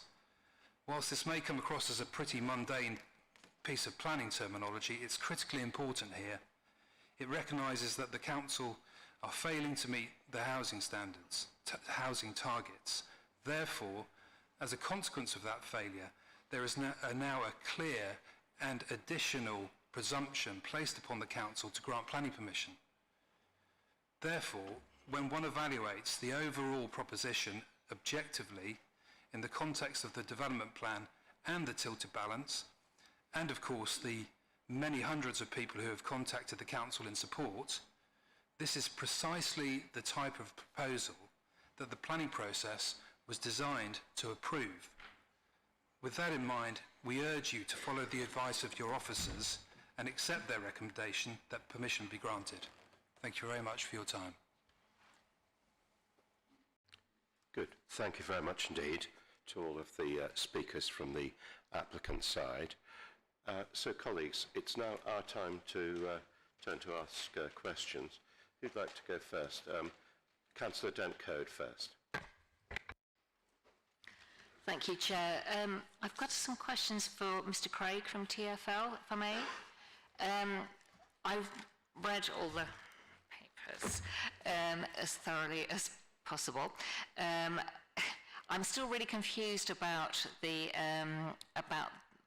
relationship between TfL and native land and why, I mean, if it's just a funding issue, because I know the planning permission for the capacity upgrade works and step-free access and so on was determined some time ago and hasn't happened. Is this just a funding issue specifically from the point of view of TfL? Because I'm a bit confused about what depends on what and when that would happen. if we agreed tonight, when would the step-free access actually come through? Because there's obviously concern in the room about when it would happen if this was agreed. Could you just talk me through that? Yes, of course, others may choose to come in, but from my point of view, as the senior person responsible for TfL's property, all of TfL's land across London, we are committing to step-free access as part of this scheme. The Commissioner of TfL, Andy Byford, is committing to step-free access being delivered as part of this scheme.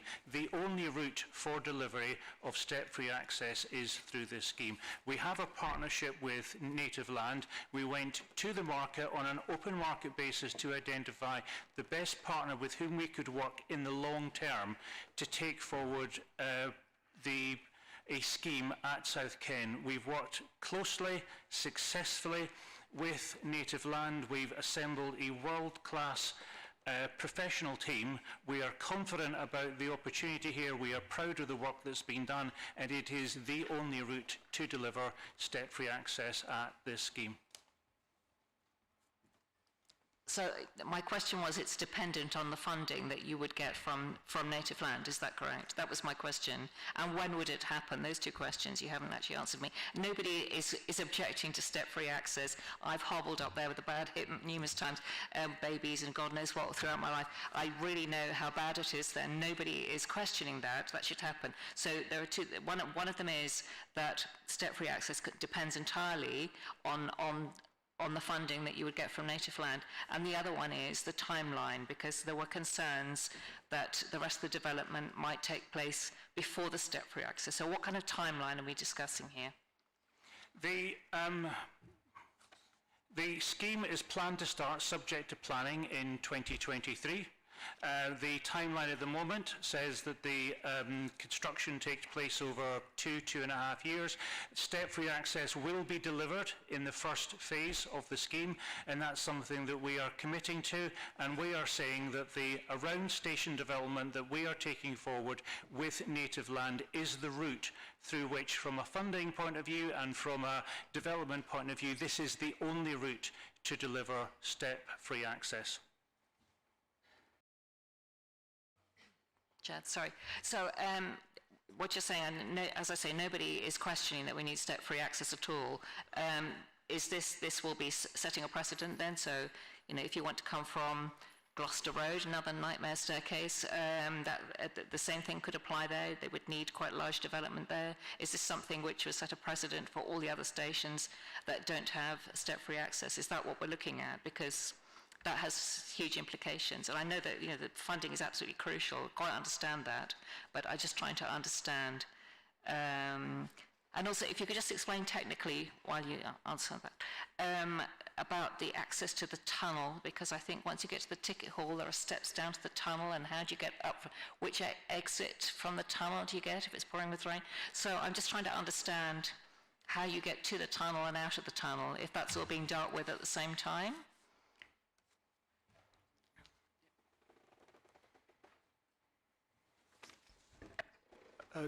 Good evening. My name is Scott Anderson.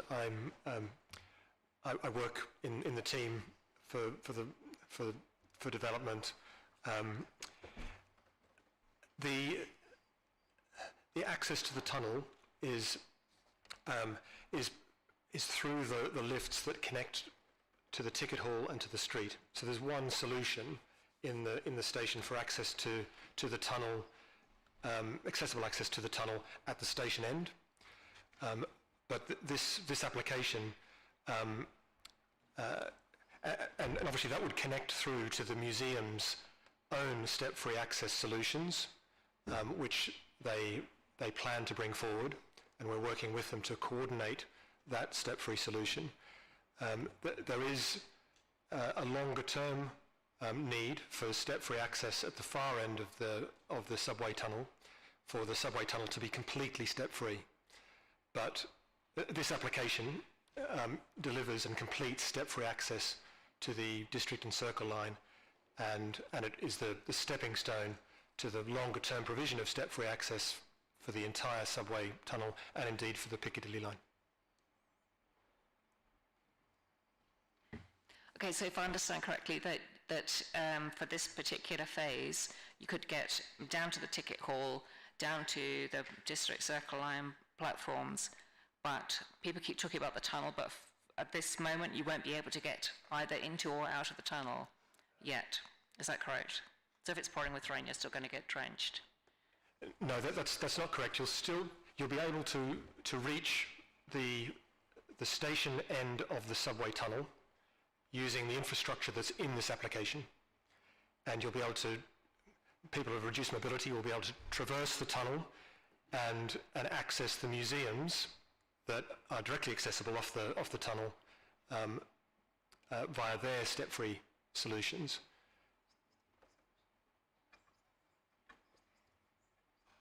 May I pass to Jim Poole, who'd like to clarify? Just quickly, yeah. Jim. Hi. I'm just going to add something in terms of, I think the question you get is exactly how does it work physically? And there is a point where a single vertical line connects the street to the ticket hall to the tunnel, and that's the location where the lifts are, so that you can go in one move from the streets to the ticket hall and then down to the access into the subway, which then allows you step-free access and enter into the museums from that tunnel. So it is a continuous step-free access that will be delivered by this project. Okay, but you can get into the V&A because there is an exit there. It hasn't been used for years, and you could get into the Natural History, not the Science Museum. Anyway, I'm just a bit confused about how that's going to work in reality. But I think I'll leave that there. Can I ask one quick question to Mr. Brown? Just a quick one. Sorry, Mr. Brown, I'm a bit concerned about the housing, which we're absolutely delighted to have some so-called affordable housing in South Kensington. I'm just a bit, the whole concept of London living rent can turn out to be quite expensive. So what is the proportion? And I'm not sure, well, what is the rate? I'm not sure if it's based on room numbers or floor square footage, because in the application it says that the rooms are quite generous because there's no outside space. So I'm wondering if London living rent is actually going to be very costly for people who want to live there, and it's not the average person in affordable housing who would be able to afford that. Do we have any idea how much that will cost? Because I think it might be quite costly. So, you know, currently, obviously, most of our affordable renters use our internal subsidies as well as applying for the GLA allowance to support that. So at this particular time, we haven't gone in detail to assess that, but it's something that you'll be doing in due course. I think Charles first, then Tom, then Maxwell. Charles. Thank you very much, and thank you very much to the developer team for your very interesting presentation. I have a few quick questions, if I may. Sorry to bang on about step-free access, but it's clearly very important, and I just wanted to clarify further on the timing, especially since the objectors allege that there's been some sort of sleight of hand with the timing. I just want to be absolutely certain that you would be implementing step-free access before any of the bits of the scheme were occupied. Is that right, including Pelham Street and Thurlow Street? That's my first question.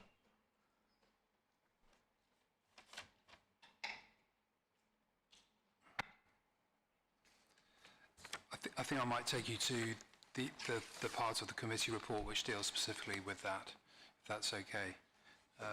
It's in the heads of terms. So we're all clear.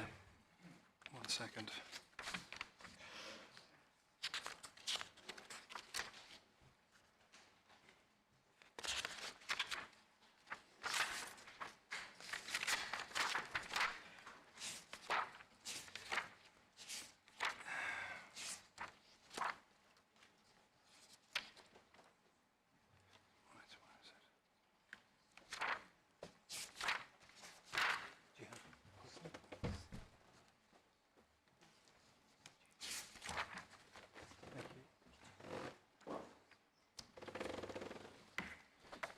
Sorry about the delay, but I just want to make sure that we get this absolutely right. The head that would go into the draft legal agreement, the Section 106 agreement, which was referred to earlier,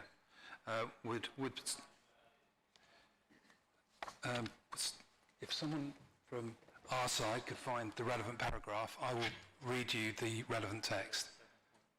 7.2.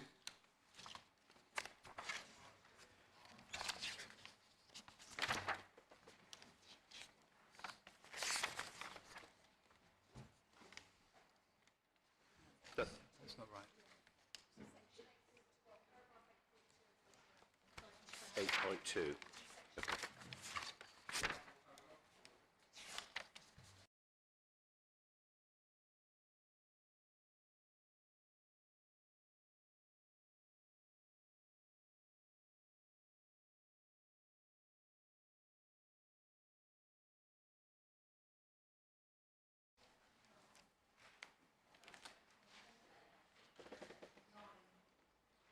Where section 9 commences, and if you just look up the page, there's the head of term is against number 20. It starts transport obligations. Yes? That's the correct part? I'm trying to get my microphone to work. 1 second. Yeah. I'm on. Mr. Hall. Yeah. It effectively says not to commence or permit commencement of the Bullnose or Thurlow Square buildings, save for emergency exit, until the step-free access works have been practically completed and step-free access is available for use by the general public. So it's linked into, in effect, it stops us from building the second phase. So we can build phase 1, but not phase 2. Thanks very much. So I'm still not fully clear, because that doesn't mention Pelham Street and Thurlow Street. Does that mean that you could get on and do those first? Yes, you can, but this is intrinsically part of Thurlow Street. So we see this happening in one as part of the first phase because it's interlinked. Can we leave my microphone on, Mr. Cole? Thanks. So would you be willing to accept a different Section 106 obligation that requires you to do the step-free access before anything else?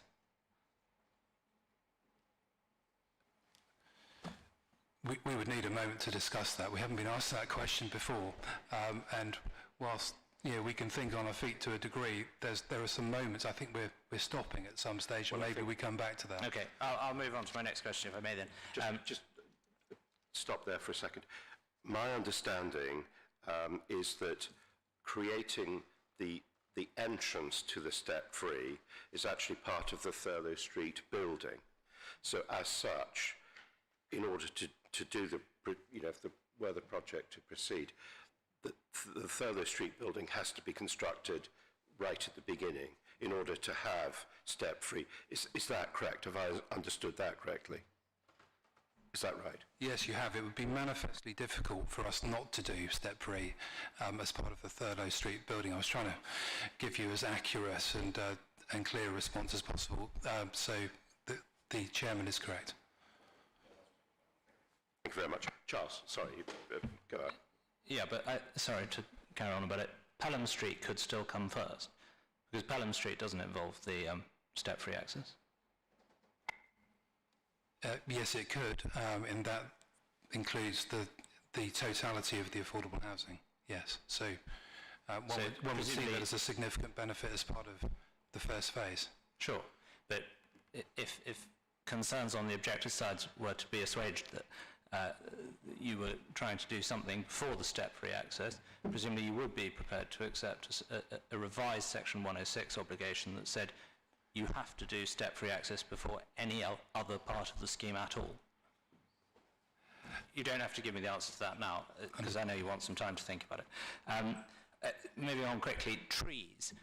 I'm disappointed to see that the public realm obligations the public realm scheme that was so well received by residents a few years ago with those lovely Fastrager oak trees is requiring two of those, I think, to be removed to add the loading bay outside on the Pelham Street side of the station, and I just wonder why that's necessary.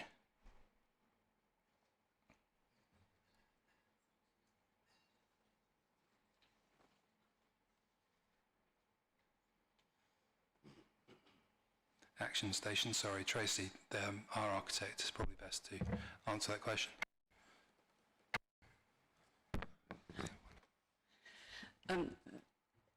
There isn't a full landscape scheme. There was discussion during the development of these proposals about how we would like to look further to enhancements of the area in front of the forecourt where you come out into the station. And there were some discussions amongst the group about how that might be taken forward, and that's very much something that would like to be discussed going forward. So they could potentially remain, is what you're saying? Or they could potentially be relocated. Okay, thanks very much. And then the bullnose seems to me to be the biggest problem with this scheme, if I can put it like that. And the officer's report, which I think is excellent, I must say, and really very informative, says, as we've heard already, that the increase in height, this is at paragraph 6.70 of our report, of our pack, sorry. It says the increase in height relates poorly to the existing adjacent single-story station buildings on Pelham Street and Thurlow Street. The change in height results in an incoherent relationship with the building's adjacent neighbours to the east, which appears unresolved. This particular relationship is uncomfortable due to the building's isolation in relation to any adjoining higher buildings and its prominence. And all of those are fairly damning on the bullnose. And when we had our meeting with you, well, it was before COVID, certainly, because it was in person a couple of years ago, we gave our views, I think, on the bullnose, and I don't think they were entirely positive. It was in a slightly different incarnation then, and some revisions were made to it. But isn't it still far too tall? Thank you. I don't believe it is far too tall. When you look at the scale of the buildings on that prominent junction, the bullnose as proposed will be the smallest building there. All the other buildings on the Cromwell Place junction are bigger. We have scaled it to have what we believe is an appropriate prominence on that junction. And of course that does mean, yes, that it is larger than the single-storey station, inevitably. However, the buildings as you go past the station, Thurlow Street itself is also much larger.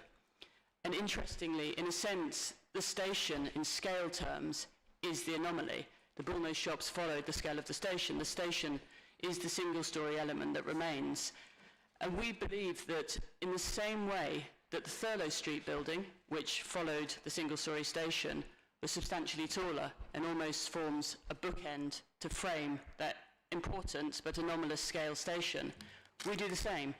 The scale of the building, the materiality, the tripartite orders are all designed to reflect the architecture of the surrounding buildings on that junction, which is varied, so we have to try and find a way to mediate those different architectures.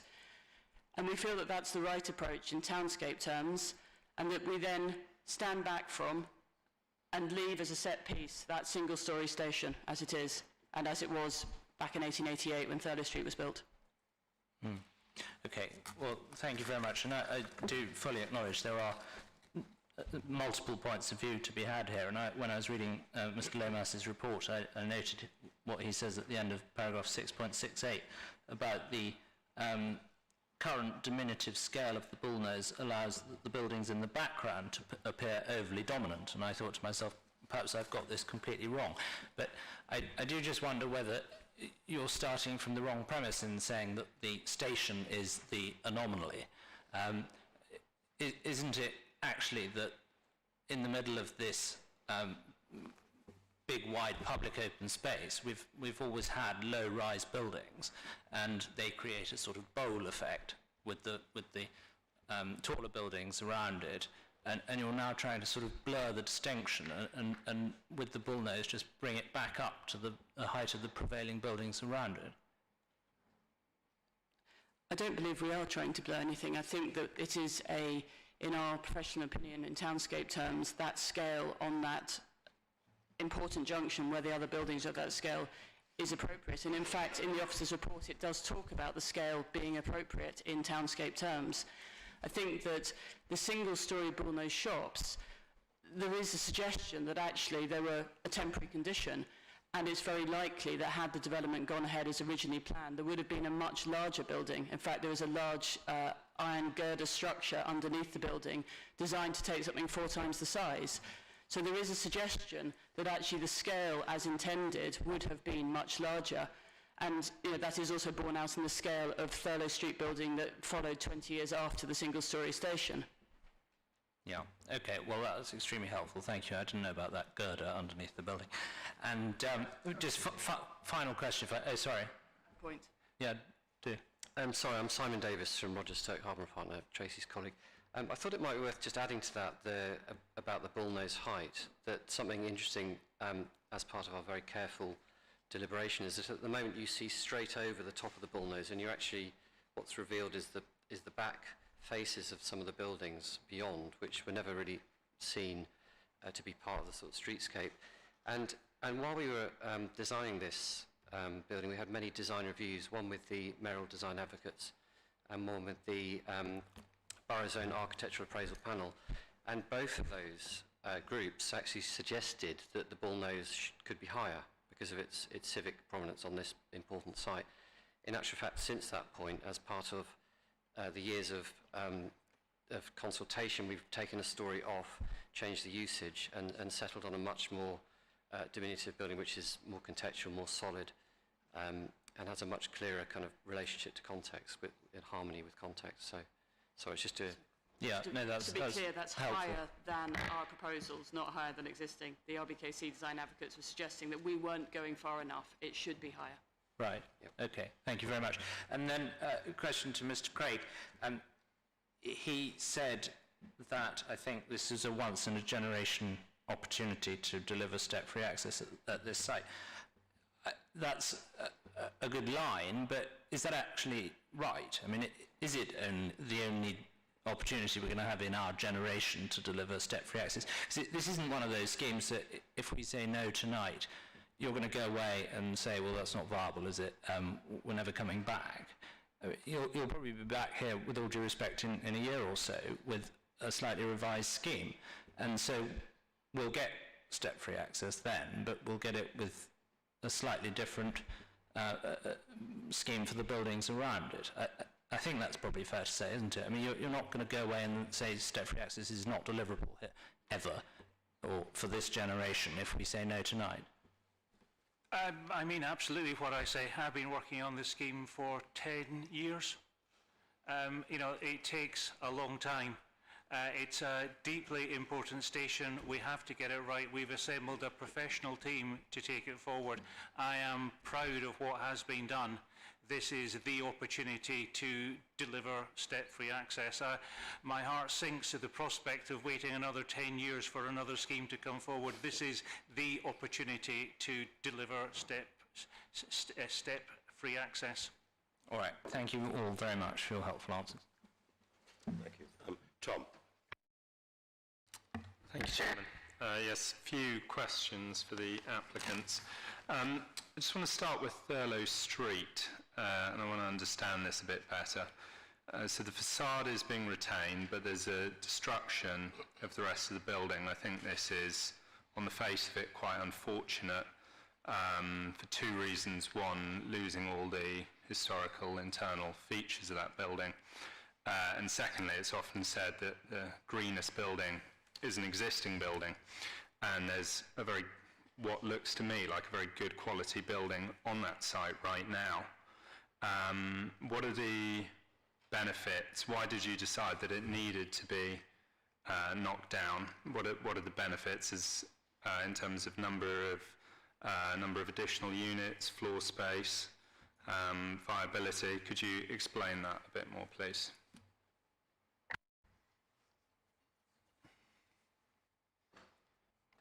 Thank you for the question. Simon Davis here from the architects. If I answer the design aspects of that question, and maybe viability concerns could be dealt with by the team. So the first thing to say is, yes, the step-free access is located in the western part of the Thurlow Street building, which would require extensive works to insert that underneath the building. There's no question that the building has a very positive contribution to townscape character and the conservation area, and we are not in any way opposed to that. We completely agree.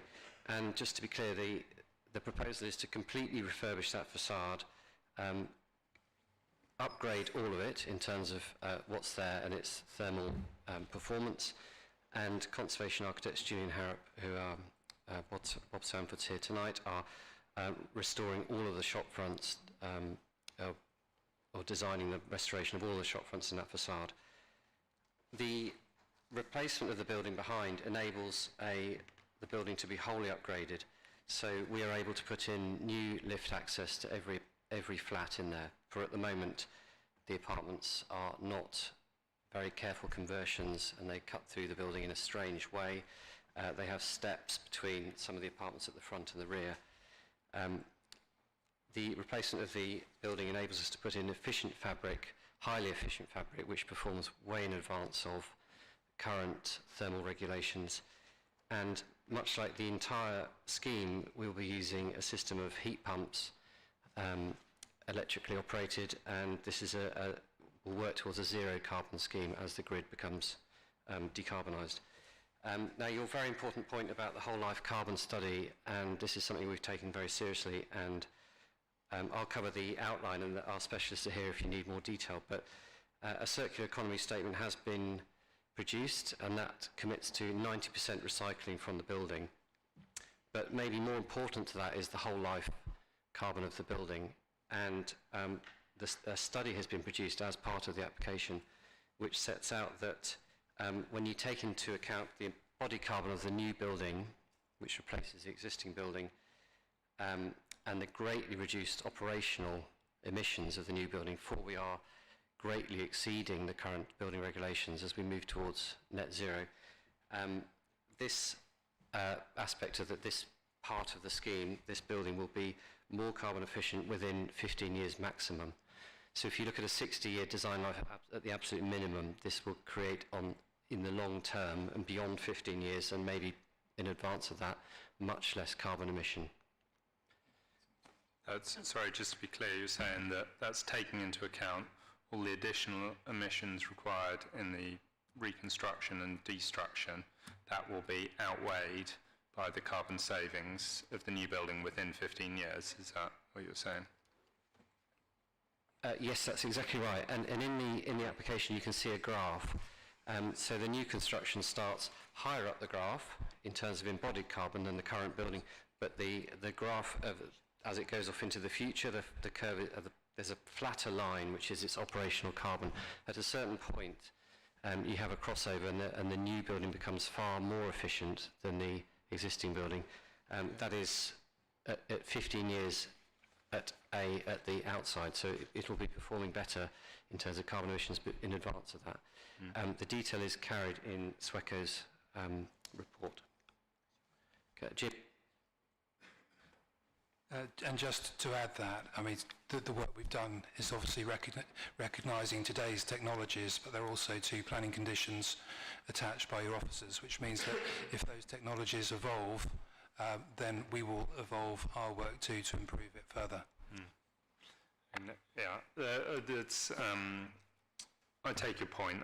Presumably, there are technologies and refurbishments and things that could be done to the existing building as well to improve its carbon, and I imagine some of that savings based on things which might happen in any case the current building, but nonetheless that is helpful. Thank you. In terms of floor space though, or additional units, what's the change in the Thurlow Street development?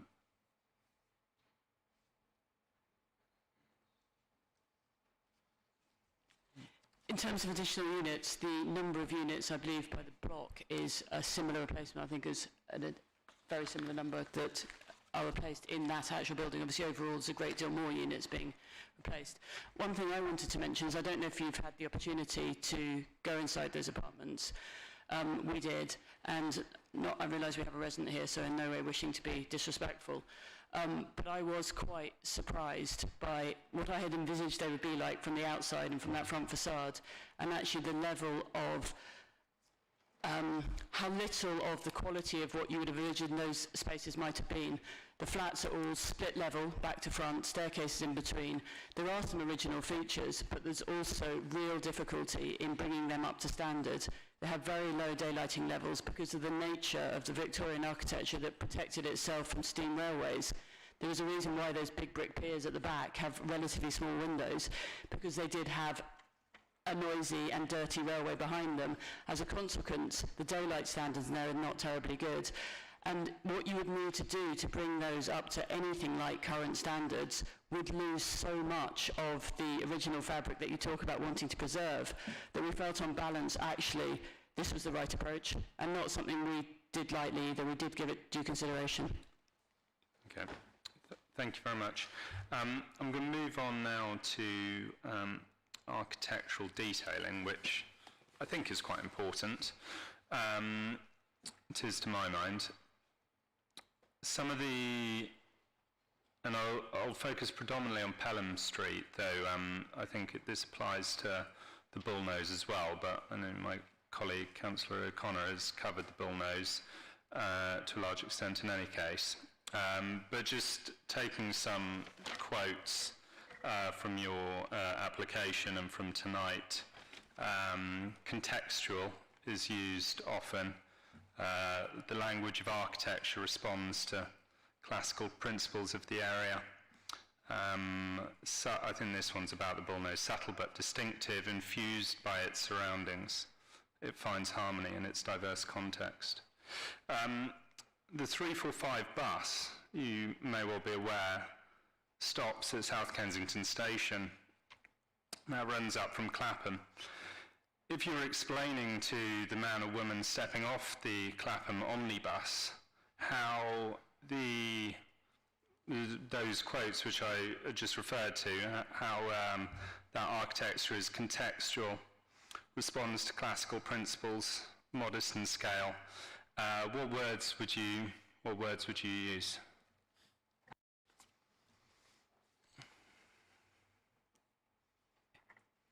Thank you. It is a difficult thing to do right. I don't doubt it. There is, I mean, we all have a sensitivity to older architecture, and I think, you know, most of us warm to it. However much of a modern architect I may be, I would be the first person to say that classical architecture is absolutely beautiful.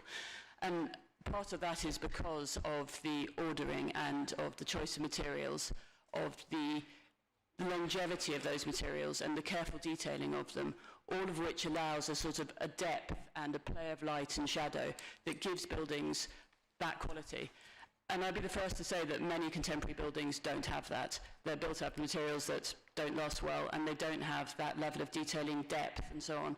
I genuinely believe that the consideration being put into these buildings has those qualities. It has that kind of materiality, the layering of how window reveals are being treated, how cornices and parapets are being considered, how the street furniture that forms the boundaries between public and private are being developed, absolutely has that quality. Now, of course, in South Ken, we're working in a context of extraordinary classical buildings, but they are a range of classical buildings, and you're trying to find a response that mediates between a range of different periods, all of which respond in slightly different ways. And we've tried to use this technique of a response to the tripartite ordering, which exists across Georgian, Victorian, Regency buildings, to inform the way in which we respond. It is clearly our buildings are not copies of any one of those eras. I'm not sure which one we would copy, but they're not a copy of any one. They are clearly of their time, but designed to respond to the materiality, the scaling, the level of detail, the care and the craft that is what makes the buildings here so special. I hope that we have really worked very hard to try and make that work. And obviously, it's very subjective. People will always have a different view on that. I think that the design officers recognise the number of iterations and the work we did to go through and try and make these more and more contextual and try and really think carefully about how they responded to their immediate neighbours. Of course, those neighbours, depending on which direction you're looking, may be different and of a different era. So you're trying to mediate that balance. That's how we've attempted to do it. I think it might be useful for Professor Taverner to add a little in terms of how that's read in a townscape perspective. Yes, good evening, Robert Taverner. I'm an architectural historian as well as an architect.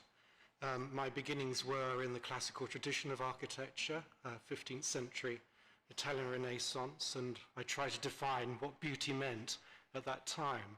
And what I learned was that at every time, more or less, in history, leading architects have been questioned for what they've done.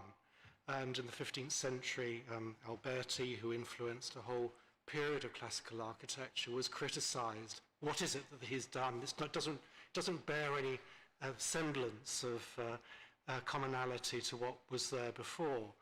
And really what seems to be common to these leading architects, and there's no doubt in my mind that Roger Sturt-Harborough are world-class leading architects, and that's because they do seriously try to understand what they're working with, what they're trying to achieve, which all goes back to Vitruvius and his three approaches or disciplines of architecture in a way of actually how you produce a good design, which Wootton translated as firmness, commodity and delight. First of all, you've got to build something which is going to be structurally sound and of its time, use the best techniques and so on. It's got to accommodate people at that time in the way that they want to live and to work and worship or whatever. And ultimately, it's all got to be brought together in a way which has an integrity that rings true not only to our own time, but is understood in the future as belonging to this time. And I think that's really what these architects do so well. And I do believe there has been good support from design groups. And I do think that actually, whilst it is for some hard to understand what is being aimed at here, that as it matures, because of the care and detail that's gone into it, it will succeed. And like other buildings by this firm, will end up being listed like other buildings in that area. They already have a Grade 1 listed building that they've designed and others. So this is an exemplary scheme from a design point of view. Can we get a little more specific though? I don't know if officers could bring up an image of the Pelham Street, the proposed Pelham Street development. Because I have no doubts about the pedigree of the architects. Do you have anything of the part further up? Yeah. So tripartite, is that what was referred to in the papers as a clear sort of bottom, middle and top? I think I understand that. But could you talk specifically about that building?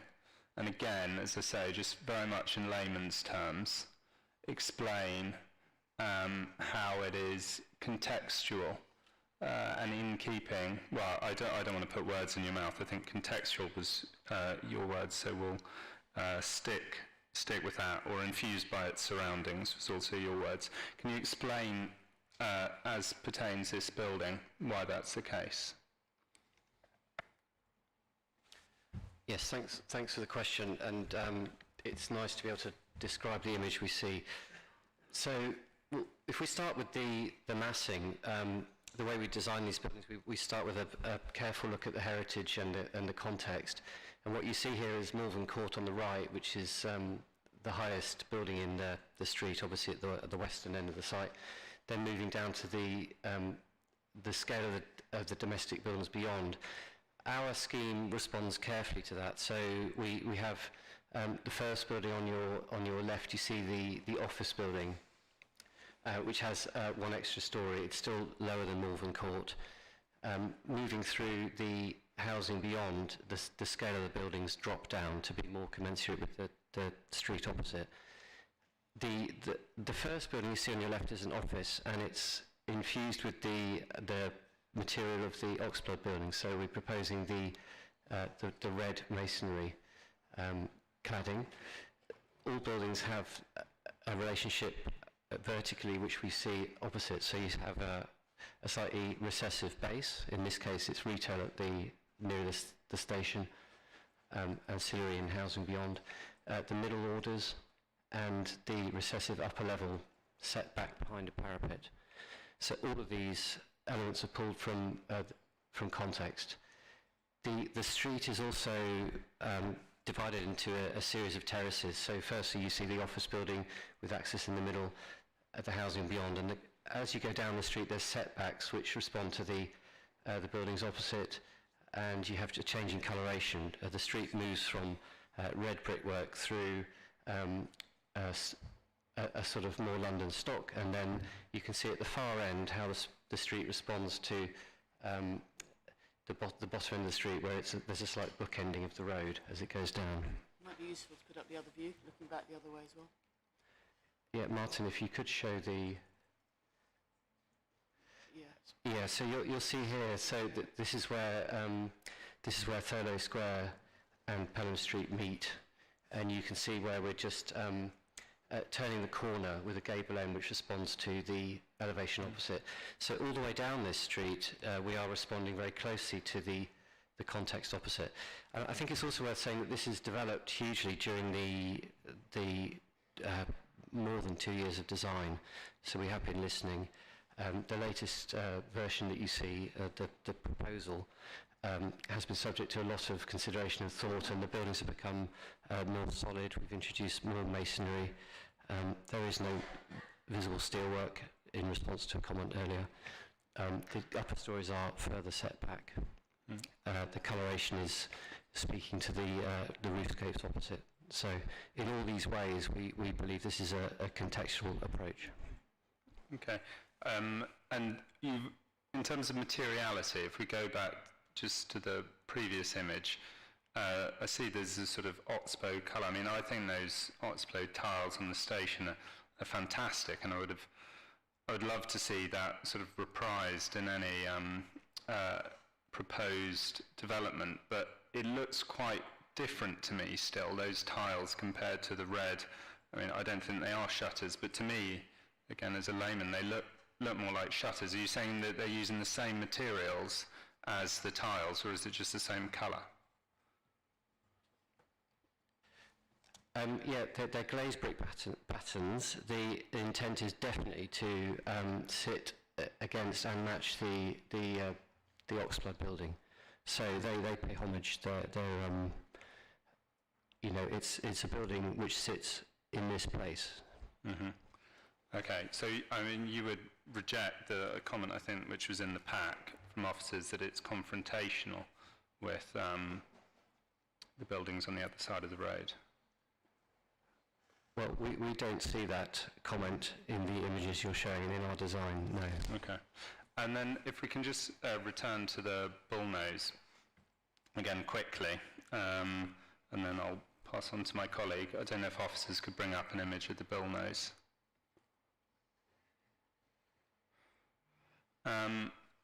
So I think at different times it's been referred to in slightly different ways. So I just want to get to the bottom of the argument in favour of the bullnose. Is it that it's, and I'm not saying there's no middle ground, but is it that it's subtle, as was mentioned at one point, and yeah, as I say, infused by its surroundings, that it fits in with the area?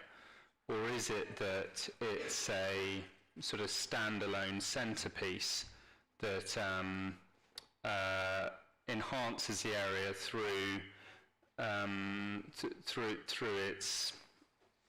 its own design, through its uniqueness, and it seems to be quite a dominant piece to me, but the arguments for it, so yeah, as I say, there seem to have been a little bit, as our Prime Minister would say, cakeist. It seems to be a bit, on the one hand, it's subtle, it's in context. On the other hand, it's bold and innovative and a centrepiece. So what would you say about that?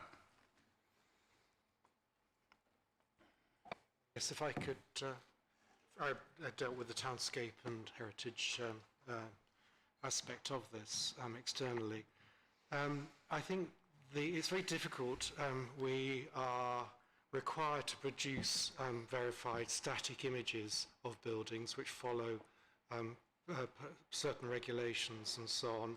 The real experience of any urban environment is when you move through it, and it's actually seeing these buildings in a sense animated by apparently changing as you move through the space. I think what would be very powerful about the Bullnose building is the way that the verticals that you can see there, depending on your position to them as you move around them, will reveal the interiors or hide the interiors. They would read solid, more solid at some points as you're closer to and oblique to it. As you move further away in this view, you see them, you see through those spaces. So there's going to be a constant, if you like, animation in terms of how you read the building, and that curve will accentuate that. So it will have a strong presence there without being as tall and solid as some of the other buildings across Cromwell Place, which are actually strong buildings in their own right, very robust. So this building has to do a number of things. It has to create a strong identity for that part of the site in a distinguished way, have a rhythm, and at the same time carry the ideas about its design through to the other parts, so that overall there is an integrity to the design. And I think that is again something that people will pick up on if and when we hope it is built. That actually the whole complex, while each part responds in a different way to its location, overall has an integrity to it, and that will come out and give it extra layers and depth of appreciation.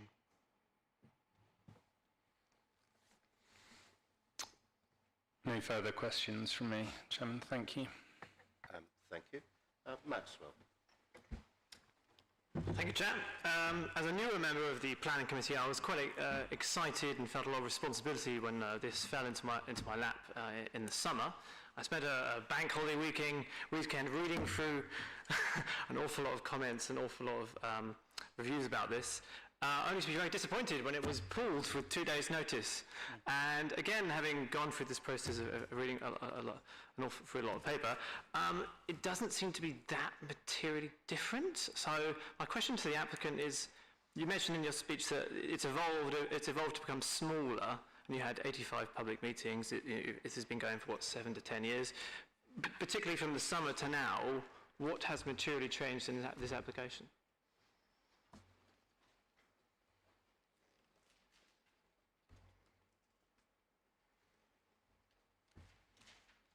Hi, Councillor. Thank you very much for your question. So I'll run through yes, the scheme's undertaken a lot of design development throughout, but I can just run you through what's changed since the application earlier in the year.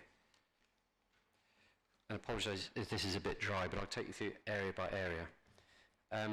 In Thurlow Street, I don't know, Martin, if you want to show images while I talk, or just I'll go through it. So in Thurlow Street, the main issue was the upper level.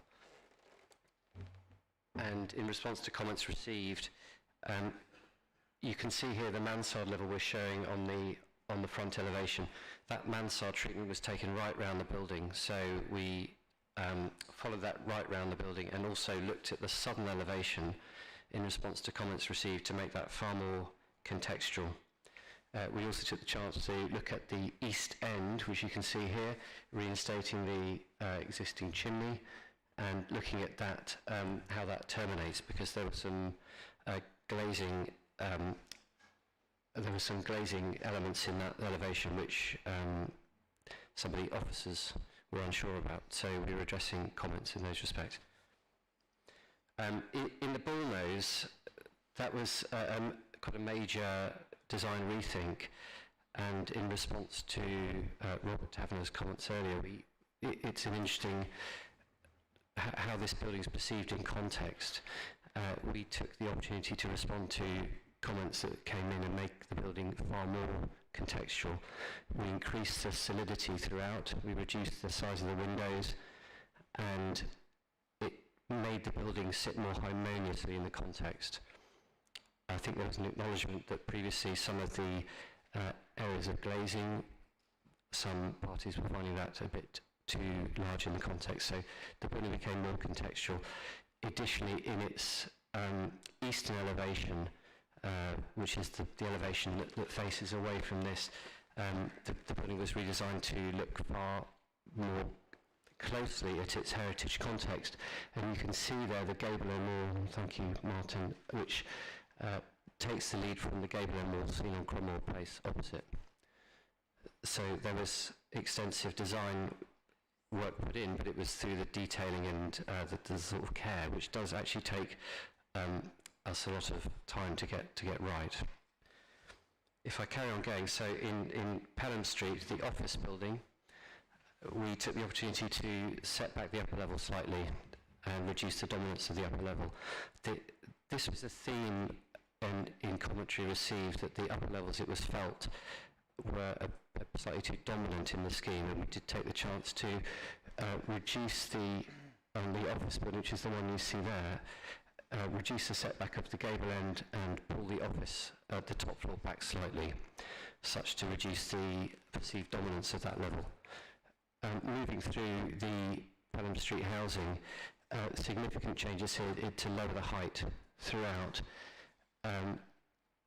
Also set back the top floor additionally, and you can see here, I think it's a subtlety, but it's an important one. We added a parapet wall, which reflected the treatment that you see throughout, and it's a device that Victorian and Georgian architecture uses to just reduce the dominance of the upper level. So that was a treatment we were happy to incorporate. Also, this was when the way these facades were treated changed. In actual fact, we took the lead here more from what we'd done in the approach in Thurlow Square, which was an approach with more solidity, more brickwork, reduced size glazing, and materiality, as I mentioned earlier, to match opposite. So it's subtleties, but it's important. And if you were to look at this and the previous iteration, it looks significantly different. Moving on to Thurlow Square. Thank you. Again, we took the chance to reduce the dominance of the upper level. So a parapet wall is introduced, a further setback was introduced at the upper level. And looking at the gable end, which you see there, as it turns the corner into Pelham Street, we took the chance to look once again at context and reduce the scale of the windows. You see in the context that the hierarchy of the windows gets smaller and the buildings become more solid up at the upper level, and that design was, that contextual lead was taken into this design, so the buildings became, that gable end became more informed by its context. And a final point in discussion with the officers is that we took the chance to confirm our commitment to detailing, which you start to see in these buildings, which reflects the existing context in terms of care, love and care, with thresholds, with ironwork, with the steps into the building, with the subtleties between public and private, which is incorporated. Thank you for that overview. I'm going to bounce the question actually to the objectors in terms of your comment on the changes they've made since the summer. If you think has this materially improved the application, or is it still have many negatives? Well, just very briefly to the committee, I mean, of course, these minor changes are in themselves improvements, but they are very minor and cosmetic. When we suggested that what we needed to see were major changes, a major change to me in plain English would be something like deciding not to destroy the Thurlow Street building and doing a refurbishment instead. That would be a material change to the application. not changing the angle of the mansard. And perhaps if we get the Pelham Street picture up, please. The one looking from the station end, that one. So another example of a major change, what I would consider to be a major change, would be taking 2 stories off the top of the new building, so it's level with the Oxblood building, which it currently over-dominates in this proposal. That would be a major change. Instead, what we've had is what's been described, which is some subtle changes to the angling of the mansard. Okay. I've actually a follow-up question actually for the objectors in terms of views. If you go through the pack, and obviously I got them, was it earlier today, yesterday, some more views of the site, and they seem to be affected quite a bit. Can you expand on that a bit more in terms of how views are affected around the site with this development? Yeah, we welcome the question, and I'm going to hand over to Michael Bart from Kensington Society, who's a specialist in views. Michael, who's over behind me. Well, you will have noticed from a number of these slides, well, perhaps you wouldn't. If you look at that one, the main thing you notice with a wide-angle lens is the street looks very large in front of you, and things look smaller than they would with the naked eye looking down the street. So the size of the Pelham Street compared with the Oxblood building may look big, but in real life it's bigger. And you can always tell a wide-angle lens is that the buildings are sloping in, that the thing is going to a vanishing point in the distance, and any buildings that are in the distance are exceedingly small. If you were standing on that point, that is not what you would see. And our main problem with all of this is we believe that we, but more particularly you, the decision makers, should get a view of what you see is what you'll get. And that is not it. So that's really, we're trying to help you to understand the building and for us to be able to comment not on this vanishing approach, but on something that actually shows how big it is. And the interesting thing is on some of the photographs where you have put a 50mm lens photograph immediately after, and it only captures part of the building. But doesn't that tell you something? Does it tell you that actually you haven't sort of shrunk things into the frame, but it doesn't fit in the frame? And in a way, our objection is the degree to which you might be deceived by this. So we're here to help you, believe it or not, to appreciate that what you're seeing there is not what you're getting. It might help Mr. Taverner, for example, to do an assessment. They're 2 quite separate things here. What you would see if you were standing in the street, which is what you really want to know, and how you can use that for assessment purposes because you can see a wider picture. That's the argument. In fact, what you can see is the picture that will be used for that purpose has already made the things smaller that you're looking at, and anything further even smaller. So if you suddenly look over the station and you see the towers of the museum, if you did that with a 24mm lens, they would be minuscule, whereas in fact they stand on the skyline. So all of these photographs that they've produced don't serve the purpose. Sorry. We've got some views of our own, which I don't know whether you can put them up, Martin.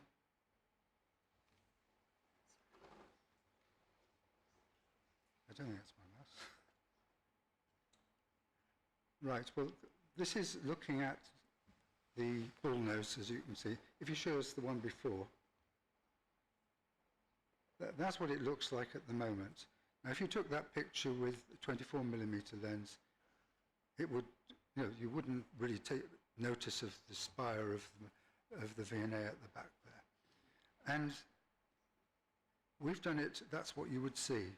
And so the next one, photograph, thank you, that is what you would see of this building. That's not the kind of photograph you've been shown up to now. you've been shown something that looks quite modest. Only 5 stories, it says. But actually, locally, when you're standing in the street, that's how it would look. And so what we're trying to do in introducing these photographs is to tell you, you ought to be able to see, in making your decision, what it would really look like. Now, for whatever other reasons you might use these other photographs, that is a separate issue. You need to know whether what you see is what you're going to get. And that's really the whole basis. That's why our residents have spent a lot of money to get these verified views. And for the sake of Mr. Poole and his team, these have been done to I think Mr. for Barr, a verified view. Michael, I think, thank you for that, but really it's for members of the committee to ask questions. I should say to everyone, members of the committee, we've got these images which were circulated earlier, so we're well aware of what's being discussed here. We've actually got it in front of us. Maxwell, do you have any further questions? No, those are all my questions. Okay, all right. Well, in that case, actually, Charles, do you want to? You've got a couple of quick points, and then I'll conclude. Very quickly, if I may. I just wanted to ask Mr. Patel, I found your presentation interesting, and I'd be keen to know what you would like on this site. I know you said you wouldn't like what's proposed. What would you like? I can only comment from a business point of view. I know that there's a lot of opposition from the residential point of view. As I said, I can only comment from a business point of view. For us, as a business that we've been there, and a lot of the businesses have been in the station and in around the station for many, many years, we provide a very needed level of service for the community. And the fact that TfL have said that if this proposal does go ahead, there is no guarantee that we'll be let back in is very, very disheartening. I suppose what I'm getting at is, are you pro redevelopment generally, or are you anti any development on the site? We do recognise that there should be step free. That's very important. But it doesn't mean that such a huge building needs to be built for that. I think everyone recognises that step free is important. We have disabled patients, we have mothers with prams. That's very important, but that should not be led to allow this to be approved just because of that. Excellent, thanks. And that links into the question I had for Mr. Nichols, actually. Are we right to understand that this scheme would not be viable? I know viability is quite a dark art, but is your view that it would not be viable without the bullnose at its current height? Yes, that's the case, Councillor, and I think we've got some viability reports that were prepared and discussed between our consultants and the councils during the planning process. I don't know, Jim, if you want to just refer to that. So we won't see you back here again asking for a reduced height bullnose if we turn it down tonight, because you just can't proceed without the bullnose. Okay, thanks. Thanks, Charles. Thank you. I've got a couple of questions to conclude. First of all, just very briefly, perhaps somebody from the applicant team might like to comment on this issue about camera lenses and imagery. I don't know perhaps who the best person to do that is, but just a quick comment. Councillor, there are probably 3 of us going to have to answer that question, because we're familiar with the points that have been raised. Up until 24 hours ago, we weren't familiar with the images that were presented, and we question their accuracy. we have a view that they actually misrepresent our proposals. In a number of instances, they appear to reflect a previous scheme, and we can go into the detail of that if you like. But with regard, so it's slightly unorthodox to produce evidence at a very last minute in that manner. However, putting that to one side, let's deal with lenses. I think, Robert, would you like to comment on that? Chairman, yes, so Appendix C of our Townscape document sets out why we chose the 24mm lens, and it is standard, industry standard methodology to use that. I've been producing Townscape documents for 20 years in central London on many major schemes. I've been involved in maybe 60, 70 public inquiries now. Never has it been questioned by an inspector or a Secretary of State as being inappropriate for an urban situation. I think what Martin Lomas showed very fairly in his presentation earlier was the 24mm followed by the 50mm. Effectively, all it does is narrow the range of vision from something like 84 degrees spread, which is trying to get close to what one might get if you sort of looking around at your context, to a mere 40 degrees. It's a very focused view, and it isn't helpful in understanding Townscape. Okay, thank you very much indeed for that. I've got a couple of questions actually to, I'm not sure which of the objectors is best placed to answer this. I'm thinking in particular of the proposed new mansion block in Thurlow Square. I mean, I don't know if Mr. Lomas can put something up on the screen just to refresh our memory. I mean, at the moment, that's a sort of scaffolder's yard. It's a rather, it's not a particularly attractive kind of vacant space. I mean, I'd just like to ask somebody, I don't know, maybe one of the objectors who actually lives in Thurlow Square or in the immediate area, perhaps to comment on this point, that really the design of this mansion block, it has changed over the last year or two, and I think in truth, I'd just like to put the suggestion, it's simply a smart, modern building. Now, all of us, we're entitled not to like modern buildings, but in terms of its design, surely there's no reason to believe that were this ever to be given permission, it was to be built, that it wouldn't be constructed using high quality materials, and that in the context of a scaffolder's yard, that you know, it has surely would have to be considered as having some things going for it, to put it in a crude way. Would somebody like to respond to that train of thought? Introduce somebody in a moment, Chairman, but obviously this is one of 4 buildings within the scheme, and the whole scheme is a take it or leave it. So we have an objection to the scheme as a whole. Thurlow Square in particular is one of the objectionable parts of the scheme, but Jacques Caesar at the end of the row here lives in Thurlow Square and can comment in more detail on this part. Thank you. I mean, we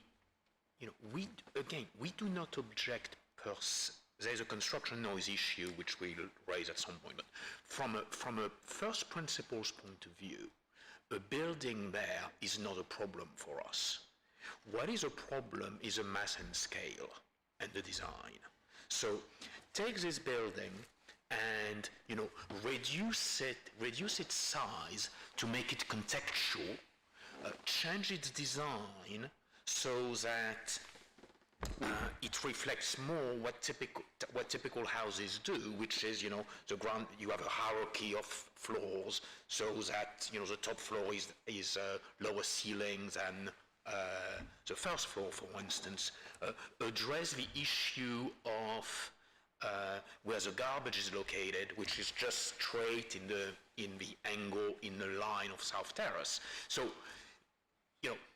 if you made it right, smaller, and designed in our mind correctly, we have no fundamental objection to it. It's what we object to is the overall size and massing.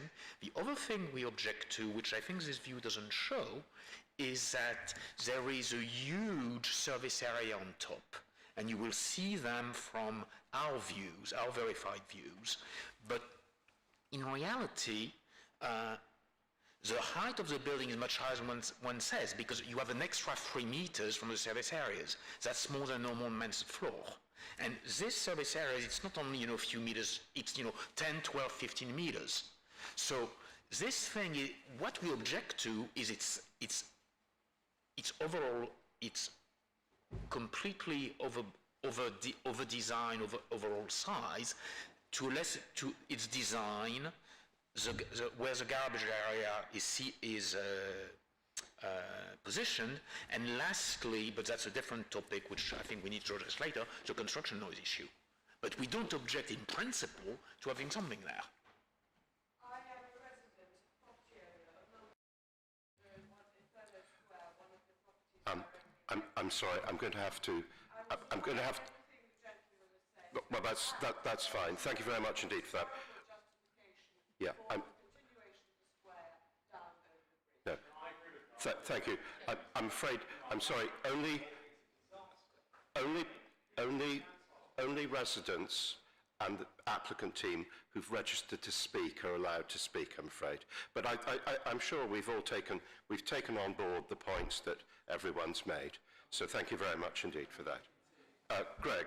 Yes, we need to continue the answering with thanks to Jacques. I can refer you to the last page of the verified views.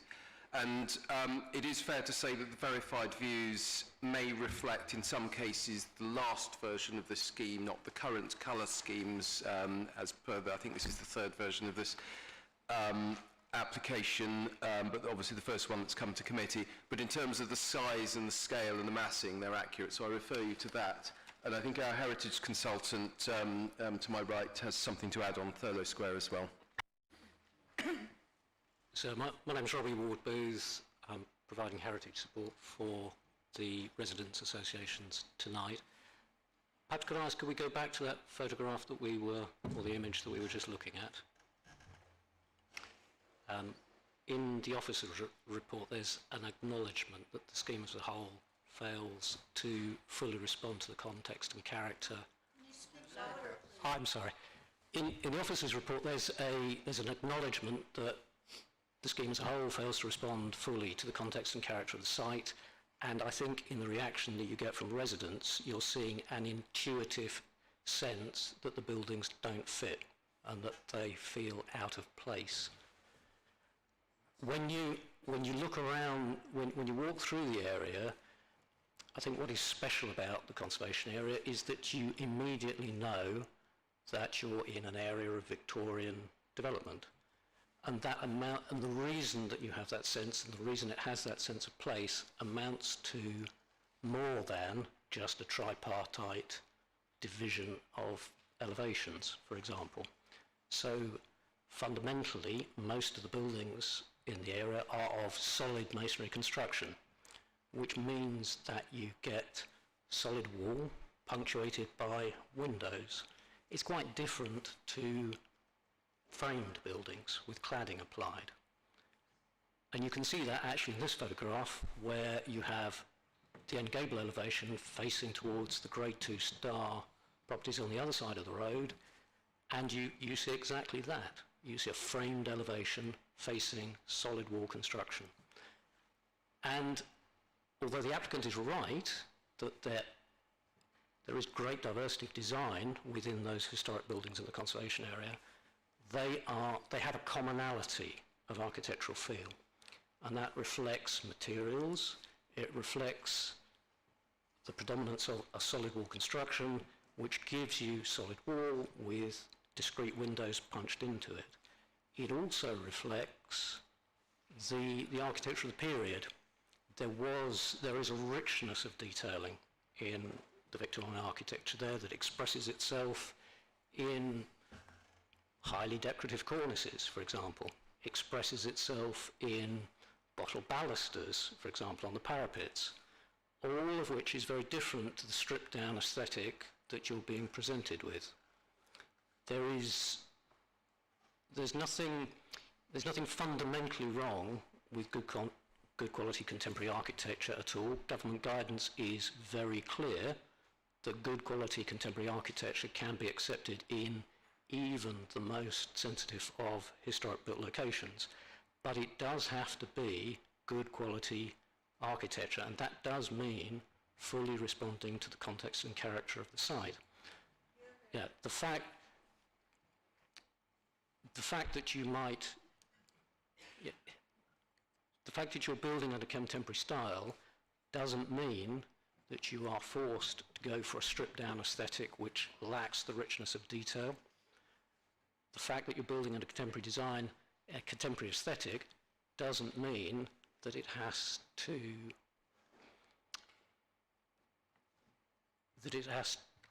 be simplified, and it doesn't mean that you have to be building concrete frame structures with applied cladding rather than using a solid wall construction, for example. So there are many things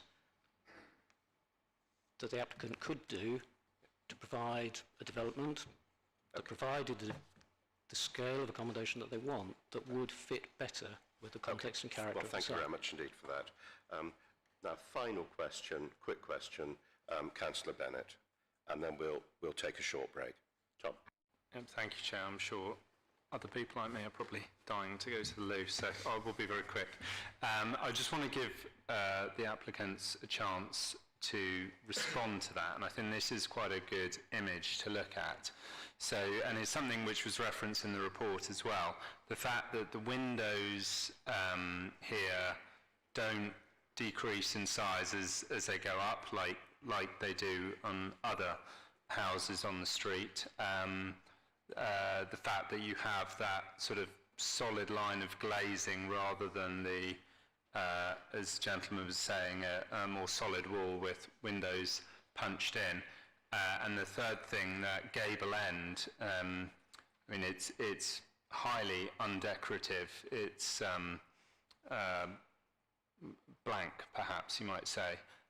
So what were the reasons behind those decisions? If you focus on those three things, that would be helpful. Thank you. Thank you. I appreciate the opportunity to respond to some of those points. I think that one of the things that is apparent about this conversation around detail and craft is that it does come down to the materials and to the depth and the way that these things are worked through in the detail.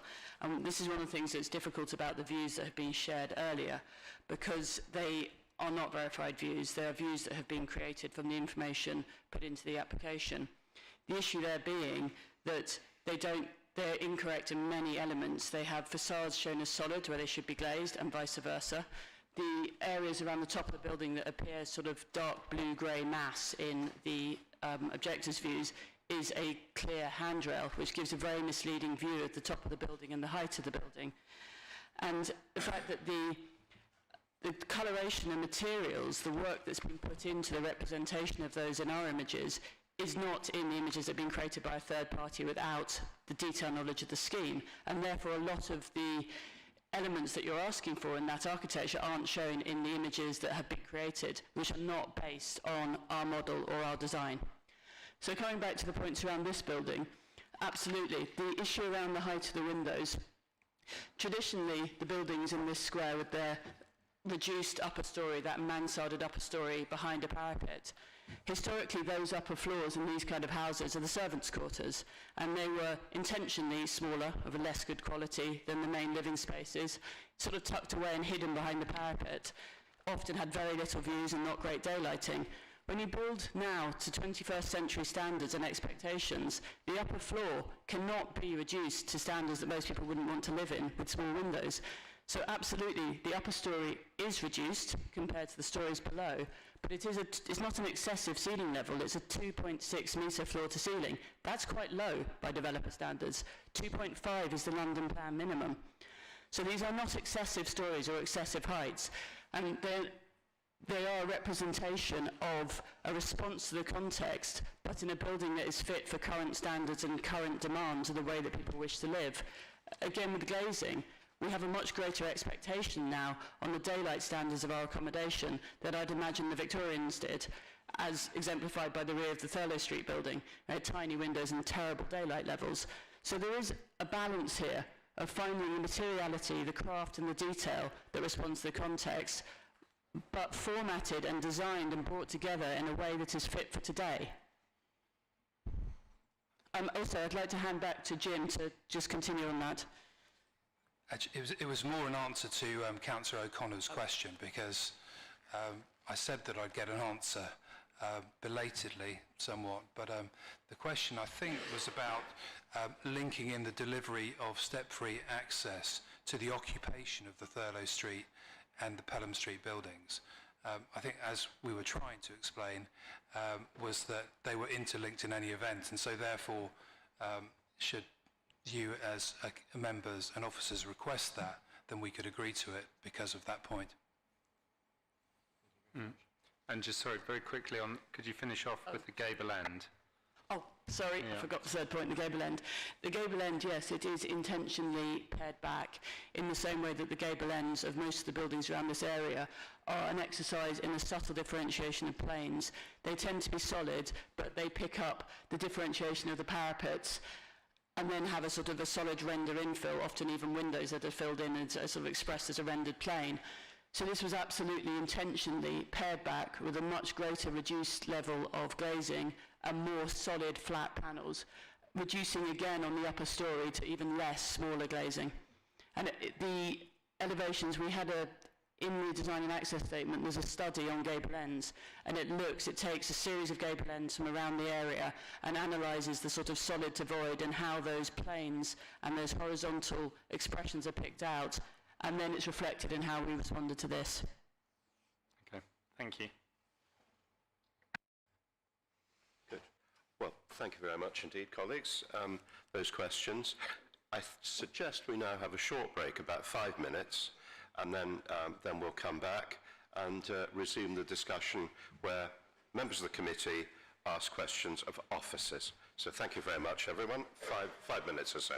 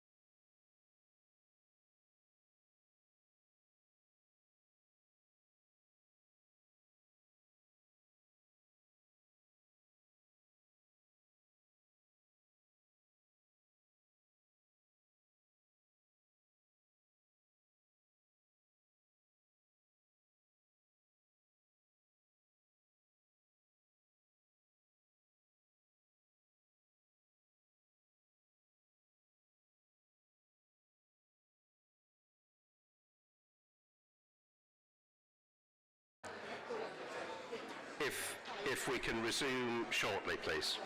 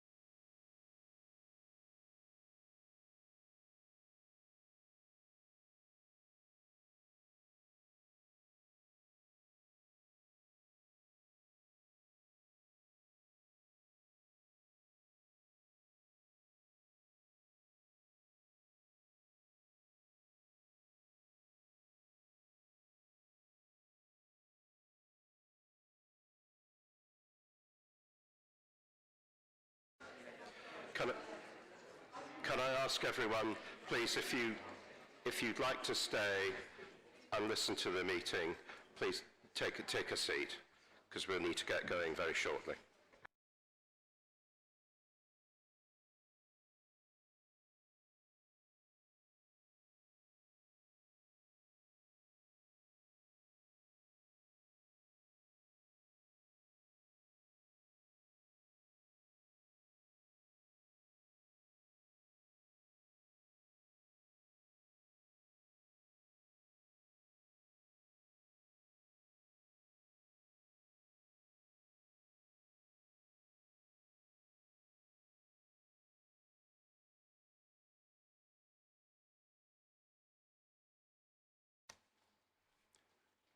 Okay, so I think we can restart. So we now move on to the next part of the meeting, and this is an opportunity for members of the committee to ask officers questions, and in particular, it's sort of clarifications. So who would like to go first? Charles. Thanks very much. I just wanted to ask Mr. Lemus 2 points, and they were, one was the point raised by Greg Hammond, where he pointed out that there'd been a change between the report from the summer and the report now, where I think it said something about it there being the upper end of harm, and that phrase is gone now, and I just wondered what had resulted in that change and what change to the scheme had meant that you dropped that wording. That's my first question. Perhaps you could answer that, and I'll come back with a second. Thanks. Yep, sure. So I guess there are a few points. First and foremost, clearly this is a different report than the one previously, and you will have noticed in the previous reports the design and heritage assessment were combined in the report in terms of the assessment, whereas they're split out here.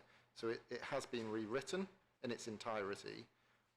The reference to the upper end of the scale in the previous report's been omitted because effectively the National Planning Policy Framework does not have anything but either substantial or less than substantial harm as a conclusion in it, and ultimately that is the assessment you are making. You are concluding if there is less than substantial harm, there is no other phrase within the NPPF that talks about upper end, lower end, etc. So ultimately, in terms of your policy assessment, your judgment is the same. Now, obviously, when you are considering that harm and weighing it against the benefits, you may consider that that harm is particularly weighty in terms of its consideration, and therefore, you know, that's how you will reflect it in your heritage balance. But ultimately, there's nothing within national guidance which tells you that you should be differentiating in that,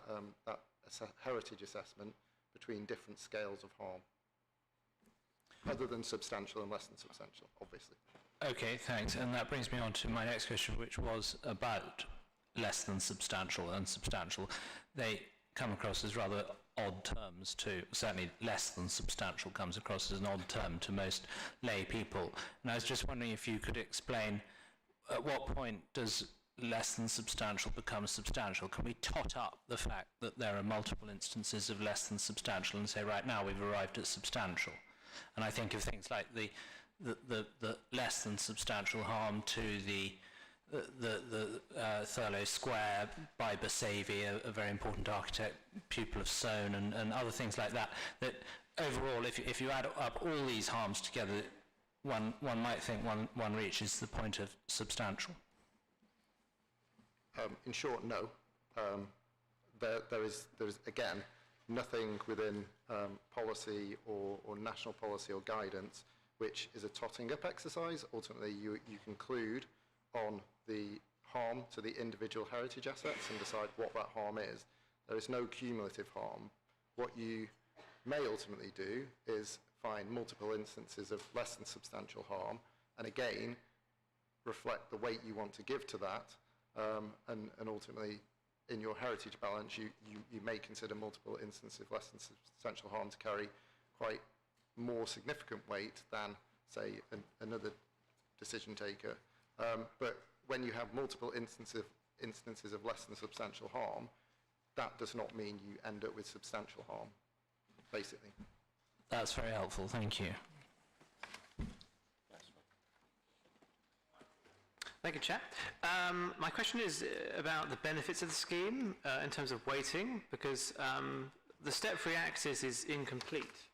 So in terms of when you're weighting up pros and cons of the site and weighting, does that mean there's less weighting because it is not 100% access to all lines? How do we weight that? Well, I guess my answer makes me sound like I'm being difficult, but ultimately you weight that according to your own judgment. Clearly, step-free access to the district and circle lines in itself is a public benefit. You will have to conclude if, given step-free access is not also provided to the Piccadilly line, what weight you give to that. But ultimately, if step-free access was provided to the district and circle lines and the Piccadilly line, clearly the logic would follow that you would be giving more weight to that, but ultimately that doesn't mean you give less weight to the provision of step-free access to the district and circle line. It is still a very substantial public benefit, and you have to consider it in that regard. Thank you very much, that's helpful. And then my second question is kind of continuing my line of questioning from earlier in the session, in terms of views and the weighting of how we, if there are obviously some losses of certain views around this site, how do we weight that in the application when it comes to harm?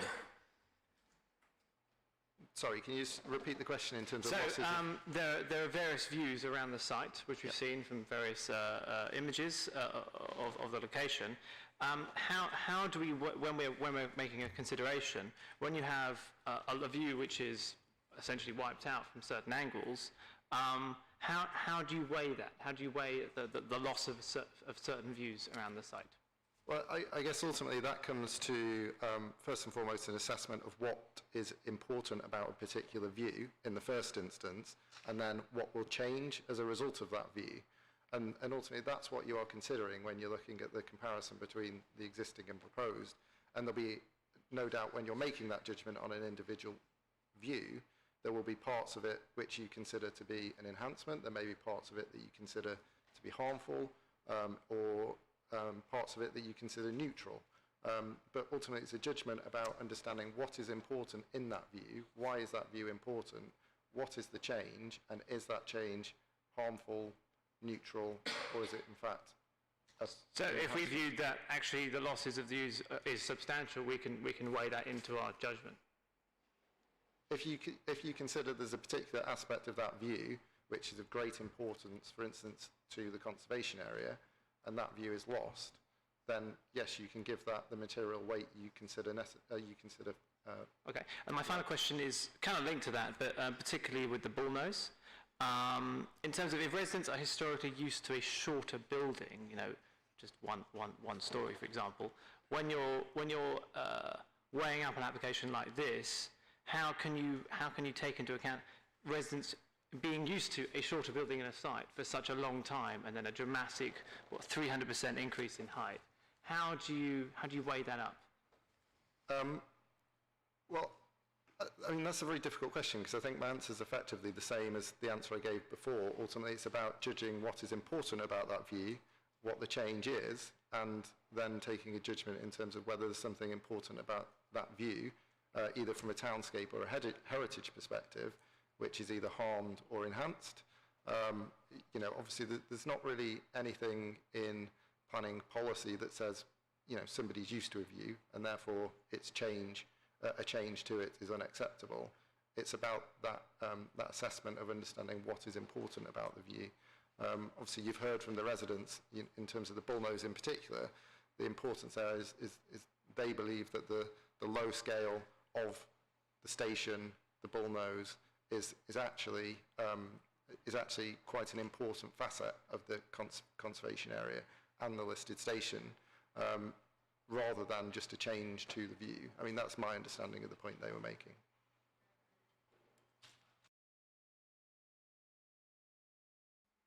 Thank you, Chair. I've got 2 points and a couple of questions, if that's all right. I was going to ask about the Piccadilly line. It's all very bizarre because Knightsbridge, have they done it now? In theory, you should be able to get down to the Piccadilly line there in a lift, and you can at Gloucester Road, but of all places, the busiest tube in the whole network, apparently, you can't. And I do think that's a huge loss, and I have been that person staggering out with a dodgy here, now replaced, from the Piccadilly line with people rushing past me, and it's not safe, actually, so I do think that's a real concern.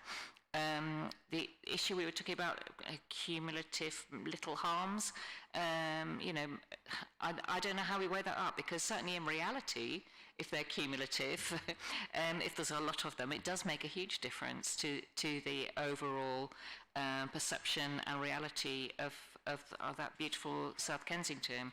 And, you know, I just see it throughout this, I see harm. I could have, if I'd done a search, I probably could have found, I don't know how many, 50 references to the word harm, and 6.186, it says the harm to conservation area, Bullnose and South Kensington Station is substantial in the heritage conclusion. So, you know, there's a lot of references to harm which concern me. My question is about housing, because 6.43, it says failure to provide London affordable rent is explicitly contrary to the community housing SPD. And a lot of people work very hard on that SPD. And please tell me what kind of status they have, because we can't just keep on driving coach and horses, as we heard earlier, through our own planning policies. We worked on that. We have written this council, and now we're going to ignore it. So please tell me how we're supposed to deal with that.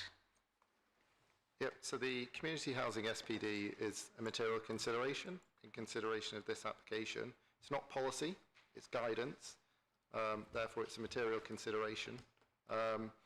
The planning policies relating to affordable housing is set out in the report in terms of the requirements there. I think the key point on the affordable housing here, as is set out in National Guidance, London Plan and Local Plan, is it does allow applicants to demonstrate through a financial viability assessment that they are providing the maximum reasonable amount of affordable housing. So whilst we have, target levels of affordable housing set out in policy, there is a process that an applicant can go through to demonstrate that they're providing the maximum reasonable amount, and the conclusion there is still that, having demonstrated that, they are compliant with the affordable housing policies in the development plan.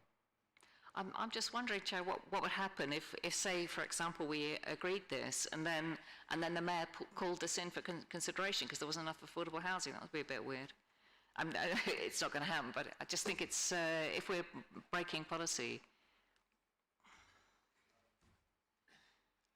I mean, it's like London Plan and Local Plan policy. So, procedurally, the application isn't referable to the Mayor, so he can't call it in. Irrespective of whether you thought the Mayor would call it in or not, you should be determining the case on its own planning merits. And obviously, The affordable housing targets set out in the local plan are there to be achieved, but as I say, within those policies and within national guidance, regional guidance, local guidance, it allows applicants to demonstrate through a financial viability assessment that they are actually providing the maximum reasonable amount.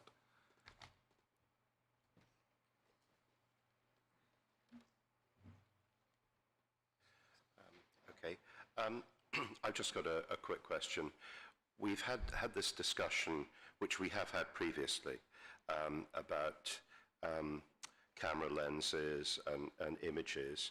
I just want to check exactly how we should go about this. My understanding is, obviously, anybody is entitled to submit any documents, including images, that they wish. They can do that. But we've had this discussion back and forth. What's the correct attitude for us as decision makers now to have about this discussion? What's the correct way? I don't know who can help us on that, Martin or Lorna, maybe, who's from the legal department. Martin, what?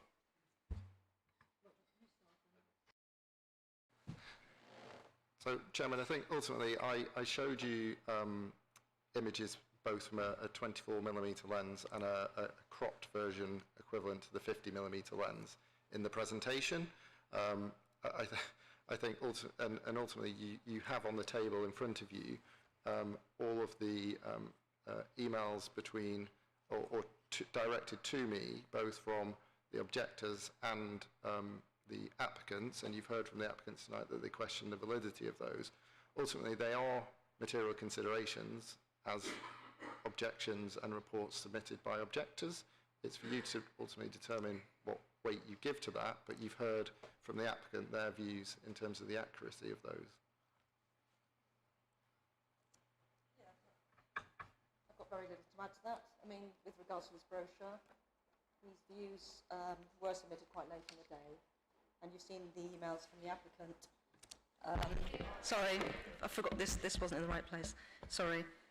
This brochure that was submitted quite late in the day, and you've seen the emails from the applicant stating that they are incorrect in several, in quite a lot of respects, actually. So that is just something the committee to bear in mind. Okay, that's all I can say. As Martin said, it's a material consideration. I think that's helpful. That's as long as we understand that. Good. Any other questions for officers? No? Okay. In that case, we now move on to, we have to make a decision.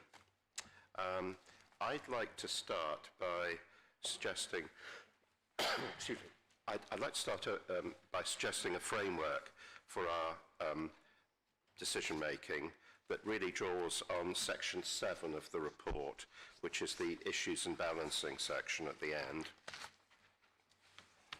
Okay. And I'd just like to start by making a few points as we go down through that. I think the first issue, to my mind, is the fundamental one of land use.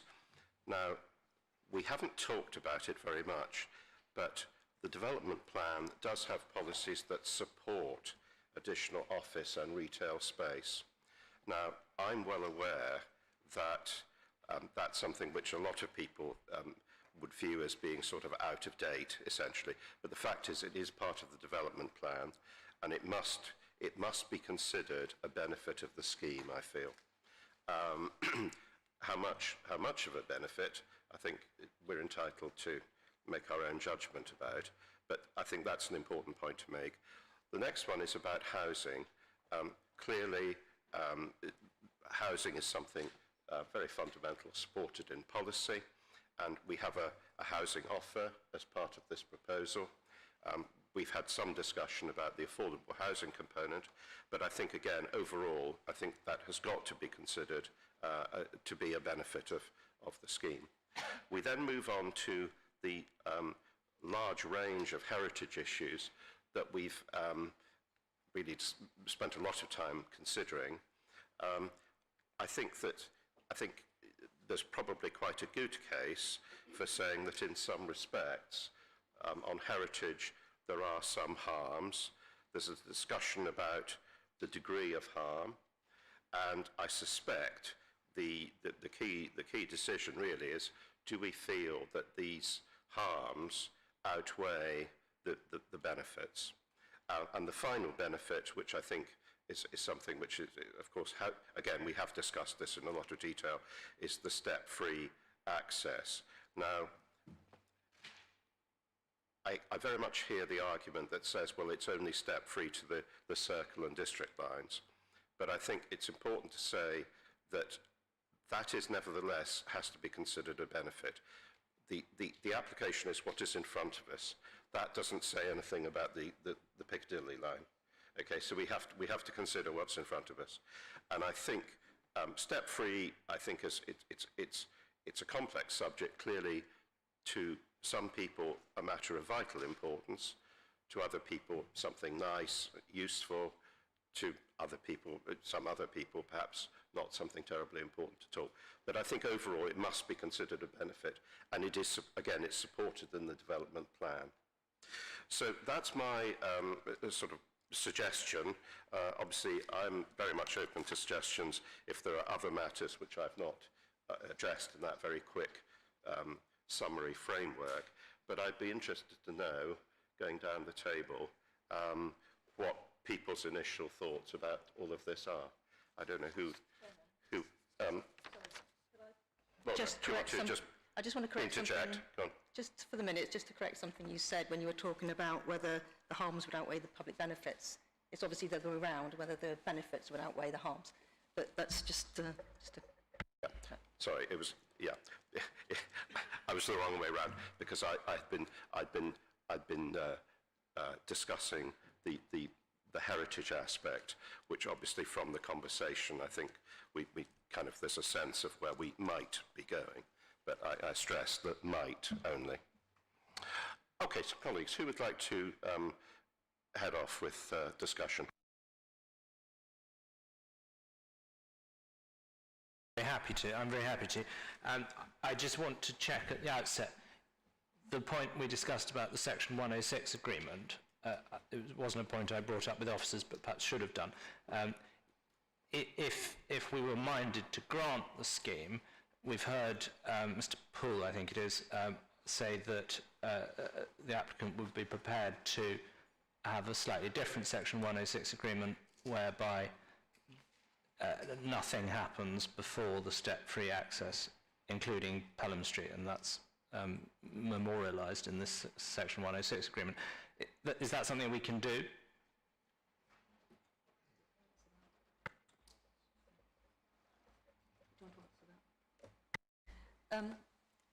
From what I heard from the applicant, they were agreeing that they would not occupy the Pelham Street and the Thurlow Street buildings until the step-free access had, I suppose following the wording, was practically completed and available for use by the general public.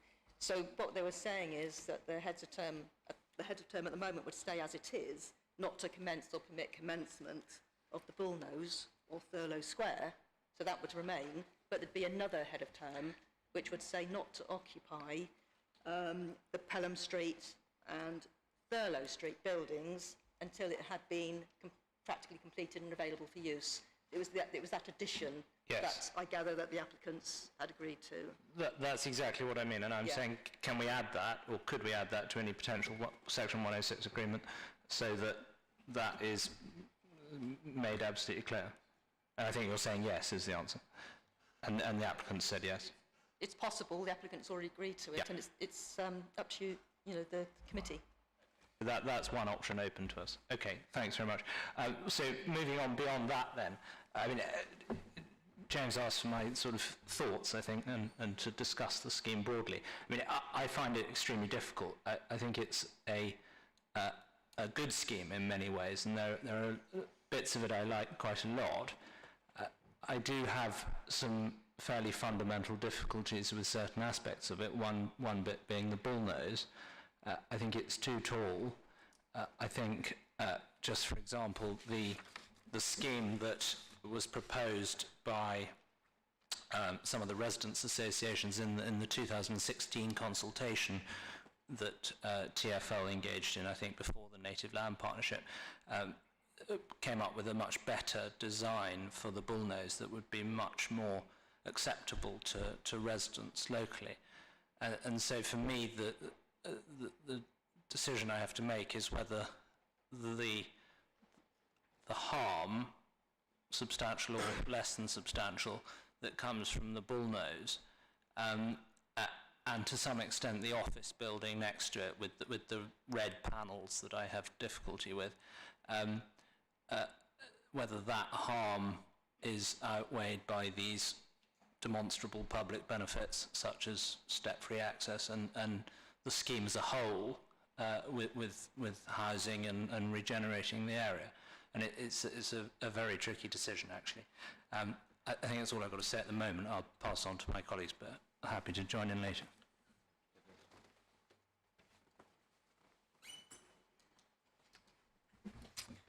Thanks, Charles. Yeah, not a huge amount to add to that. I think one thing I would say is I thought the report was very good and very thorough and incredibly helpful. I felt very well prepared coming to this meeting. And I think the benefits of the scheme are very real. The step-free access, I can understand, would be incredibly important for a lot of people. The housing is also important, and then also to maybe slightly lesser extent the office as well. It is the centre of a neighbourhood. It's an important centre within London. I think, therefore, the weight we have to give to the heritage considerations is a lot higher than in a normal scheme. I mean, I think heritage is always important, but in this particular scheme, it is of the utmost importance. And so, yeah, the weight we have to give to that is significant. And I agree with Charles that particularly on the Bullnose and on the Pelham Street, I think there are significant heritage concerns. That's all I'd say. Thank you.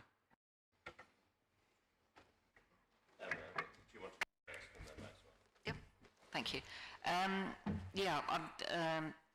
We all want accessible stations, that's for sure, but I do feel this is a really sort of minor part of what would be a fully accessible station, and all the confusion about the foot tunnel and when that could be used and who's in charge of it and whether or not you can actually access the museums from it. It's not at all clear. So basically, we're talking about street to Circle District, and that is it, as far as I can see. And the access to museums across all those rather scary roads, actually, will prevail, as far as I can see.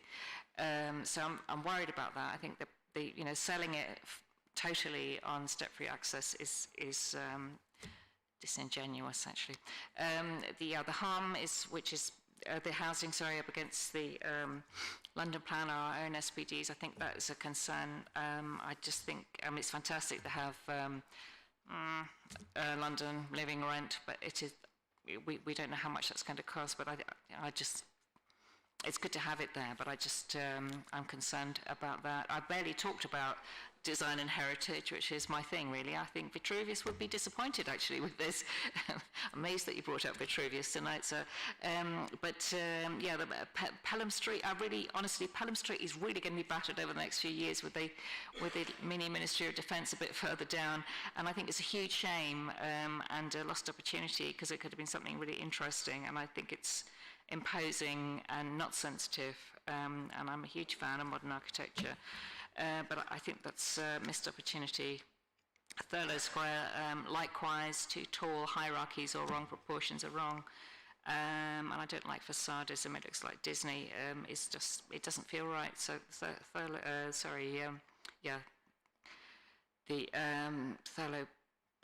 Street, I'm also concerned about, and ripping the guts out of precious Victorian buildings doesn't always work. So I've got a lot of huge concerns about this, and whether I can balance that against very limited accessibility is going to be a tricky one.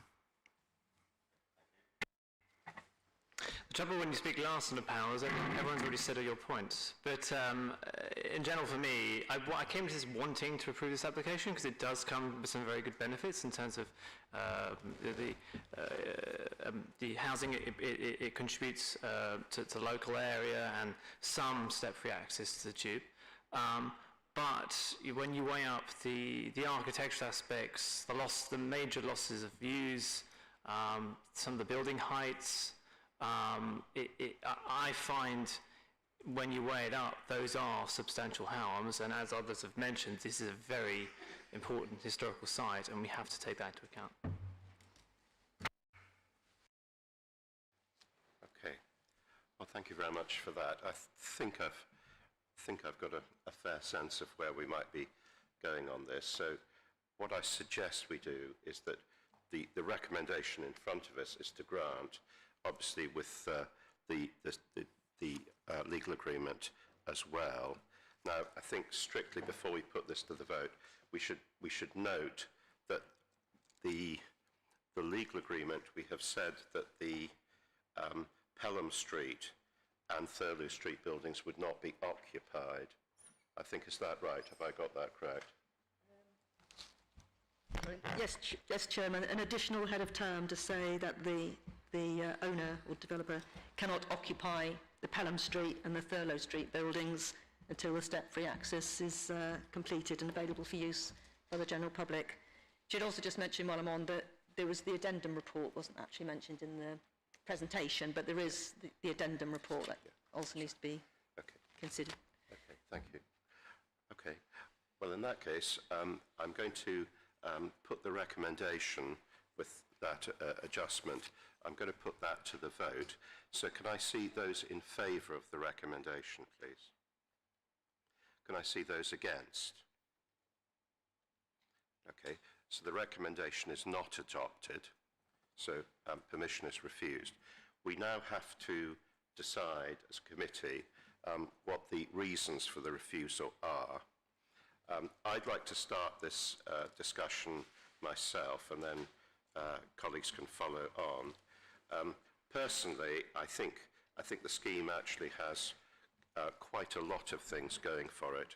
I know there have been some extremely negative comments about some of the design and architecture and that sort of thing. Personally, I feel the difficulty really is quite narrowly focused on the proposed Bullnose building, which is very prominent in the conservation area. Also, the Bullnose, it's curtilage listed, which I think, my understanding, and I'll take advice from officers here, gives it a slightly higher status. I think some of the other components, personally, I think would have to be considered acceptable. I don't think the Thurlow Street building, taken as a whole, and I think even the Thurlow Square mansion block, which I understand is unpopular, but I think overall it probably needs to be considered acceptable, and I don't think we should have too much in terms of reasons for refusal. I think we have to be focused on things that we can actually argue properly.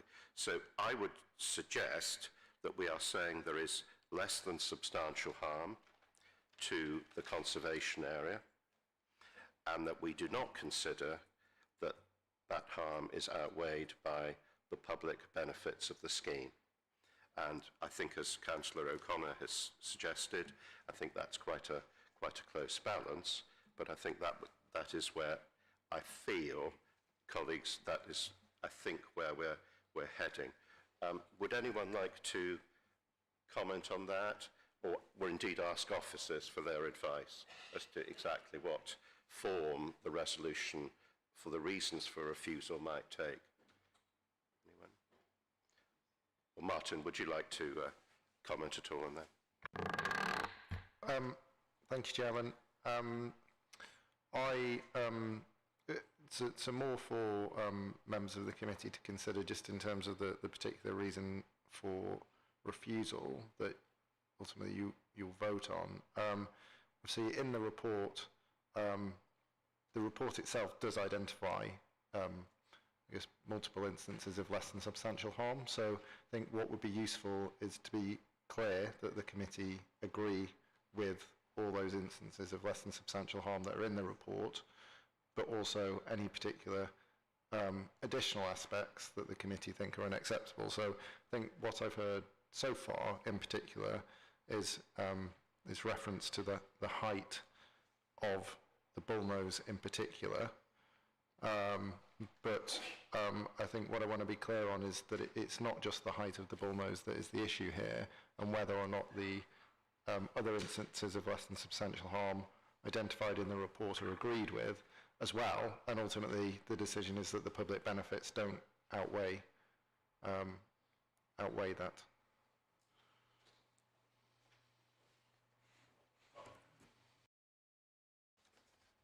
Yep, I think that's broadly correct. I think as regards the bullnose, it is both the height and the design, and I think that is flagged in the report in any case. So, and the there's no other instances of less than substantial harm. I think I would add beyond those that are mentioned in the report. The only question I have, I don't know if you, Chairman, or for officers, is as regards the bullnose, I'm leaning in the direction of substantial harm. Sort of having heard our opinions on it, is there any advice you can give as to, it'd be good if we had a common reason, sort of agreed on our reasons for refusal? Indeed. So I think probably the best thing I can do is point you to 6.186 of the report, which does set out what national planning guidance says about substantial harm, and that's that it's a high test, so for example, and then it gives an example. So it says, for example, in determining whether works to a listed building constitute substantial harm, an important consideration would be whether the adverse impact seriously affects a key element of its special architectural historic interest. So effectively, when you're talking about substantial harm, I don't know whether you're talking about to the listed building itself or the conservation area, but you would have to be talking about effectively a severe impact to something of great importance to that as a heritage asset. And it is a very high test, and I would strongly urge the committee not to go down the route of substantial harm and conclude that that is the case. Yes, I think Mr. Lomas is right about that as a technical point. I'm sure that's correct. Emma, did you want to ask? Yes, I was going to ask a similar thing. What is the definition? I'm struggling with the definition of harm, substantial, not less than substantial harm.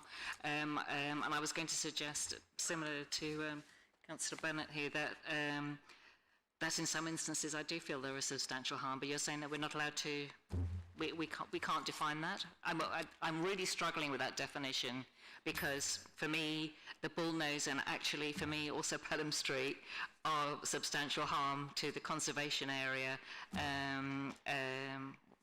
to lots of different things. But what are the guidelines? I really don't understand. Well, I mean, ultimately, it is a matter for judgment, and I'm not saying you're not allowed to. It's a judgment for you to make. What I'm saying is it's a very high test. So in terms of, for instance, the total destruction of a heritage asset is clearly substantial harm.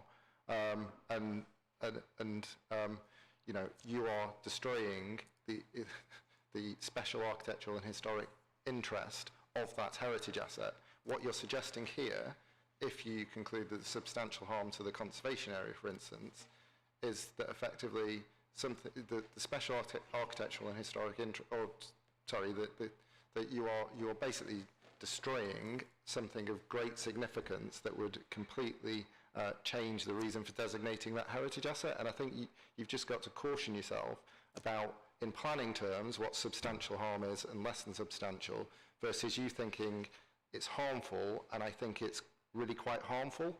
That's really for you to say, well, you are giving great weight to that, as opposed to saying, that's actually substantial harm. I think it's very hard to argue here that the bullnose is resulting in substantial harm to the conservation area as a whole, because the bullnose is so important an asset within that conservation area that its loss and replacement with a taller building results in substantial harm, and also to the station complex as a whole, particularly given it's a Curtis listed building, not part of the station building itself. Okay, I mean, sorry, if I may check, and this is my personal view. I'm very happy to be outraged on this, but surely the cumulative reduction in the quality of, which in my opinion, architectural quality of buildings around South Kensington is a substantial harm. At the moment, South Kensington is a precious little jewel, really, and we may have different views on the station, but this is being watered down, and we could lose conservation heritage. I mean, the architects are hoping that they would all be listed buildings of the future. I really don't see that in a million years. So aren't we, if we're adding buildings which some of us consider to be of lesser architectural quality, then we're diminishing the whole the conservation area, aren't we? But that wouldn't count as substantial harm in your view. Certainly not in my opinion. No, I don't think it would come close. But obviously, it's for you as a matter of judgment. If you think this scheme as a whole, within this conservation area, would lead to substantial harm to its significance. I mean, clearly, officers are of the view that it doesn't. And I've set out the test that's necessary to reach substantial harm. No, thank you for that. Now, colleagues, I would very strongly advise us not to go down trying to say there was substantial harm. I think that would be incorrect. I think we should take Mr. Lomas's advice on that. I just wanted to raise one final question. With the bullnose, I detected that the buildings on Pelham Street seemed to be something that people didn't think was suitable. Is that something that maybe should be referenced in the reasons, or do you think we should just leave that? I don't know, is there a consensus about that aspect of it? Personally. This is, Councillor Dencote, this is to reference the proposals in Pelham Street in the reasons for refusal, along with the bullnose. Is that something that you would? I would. I would. The lower rise bit towards the east end, is it? Okay. Of Pelham Street's okay, I think. Chairman, if we're referencing, as Ms. Lomas suggested, all the mentions of less than substantial harm in the report, that would be covered in any case, won't it? Are you saying sort of pull it out to highlight it? Sorry, we could go down that route, I guess. I mean, is that something that colleagues would go along with? Okay. Well, in that case, I think, Mr. Lomas, I'm going to put you on the spot a bit. I'm now helpfully going to ask you to tell us what it is that we've agreed, or potentially going to agree, as the reasons for refusal. Obviously, this has to be couched in the right professional language and terms. So what do you think our discussion, what would you suggest that is the substance of the resolution? Yeah, so there's 2 points, and I'll touch on the latter point briefly before I actually come to it, and that's that you've spoken about harm to heritage assets here.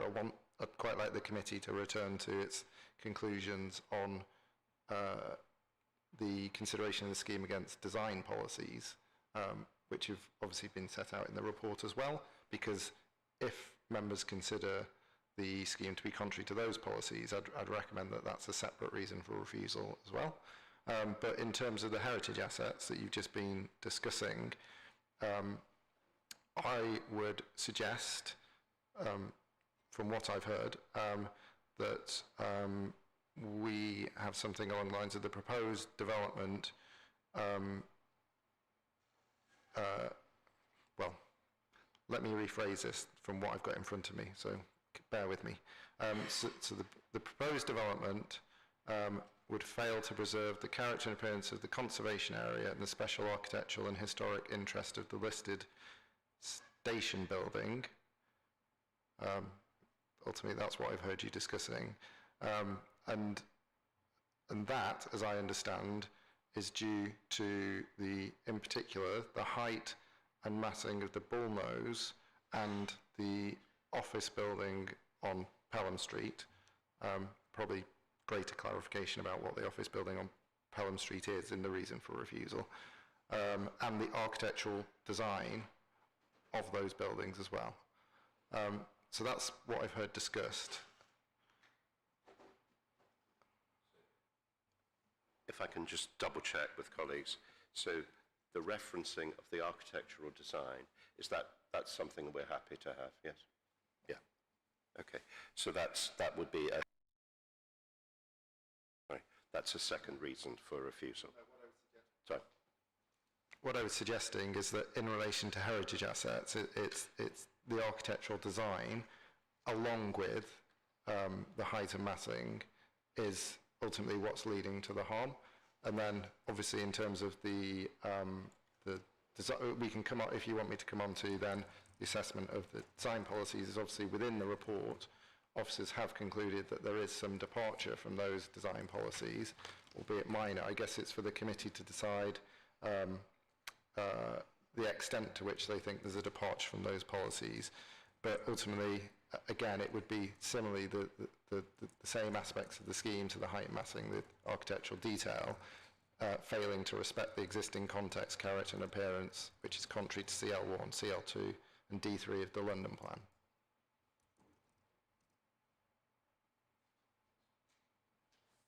Okay, I think the committee is happy with those points as well. So what I will need to do is that we need to formally agree. We need to have a resolution. Who would like to propose a resolution along the lines that Mr. Lomas has just outlined? Councillor O'Connor is going to propose. Who'd second? Councillor Bennett will second. Officers, any final points before we take a vote on this resolution? Sorry, Chair, I just wanted to just clarify something. We're talking about two different reasons for refusal here, aren't we?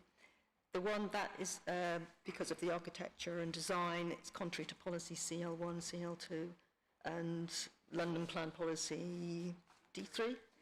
So that is one distinct reason for refusal. And then the other one is that the proposed development would fail to preserve the appearance and character of the conservation area and the listed station building due to the height and massing of the bullnose and the office building at Pelham Street. That's what I'm hearing. Sorry? Yeah, and the architectural design as well, and that's contrary to the policy CL3 and CL4, presumably. Yeah. Okay. And presumably we'd have to add another reason, that lack of a Section 106 agreement. Good. Thank you very much indeed for that. Okay, so that resolution, just outlined by the officers there, is proposed by Councillor O'Connor, seconded by Councillor Bennett. Can I see those in favour of the resolution, please? So that's carried. Thank you very much indeed. Thank you. Long evening, but thank you very much indeed for coming along.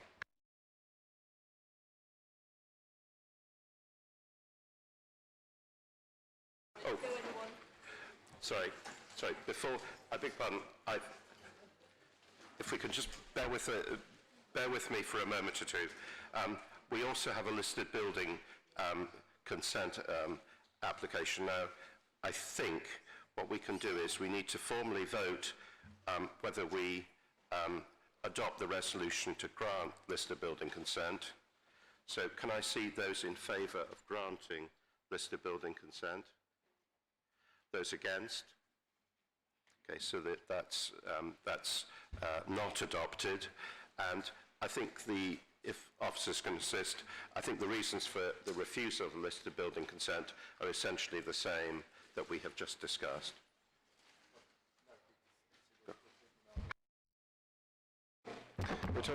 We're talking about the impact on the listed station itself alone, not the impact on conservation area or adjacent listed buildings.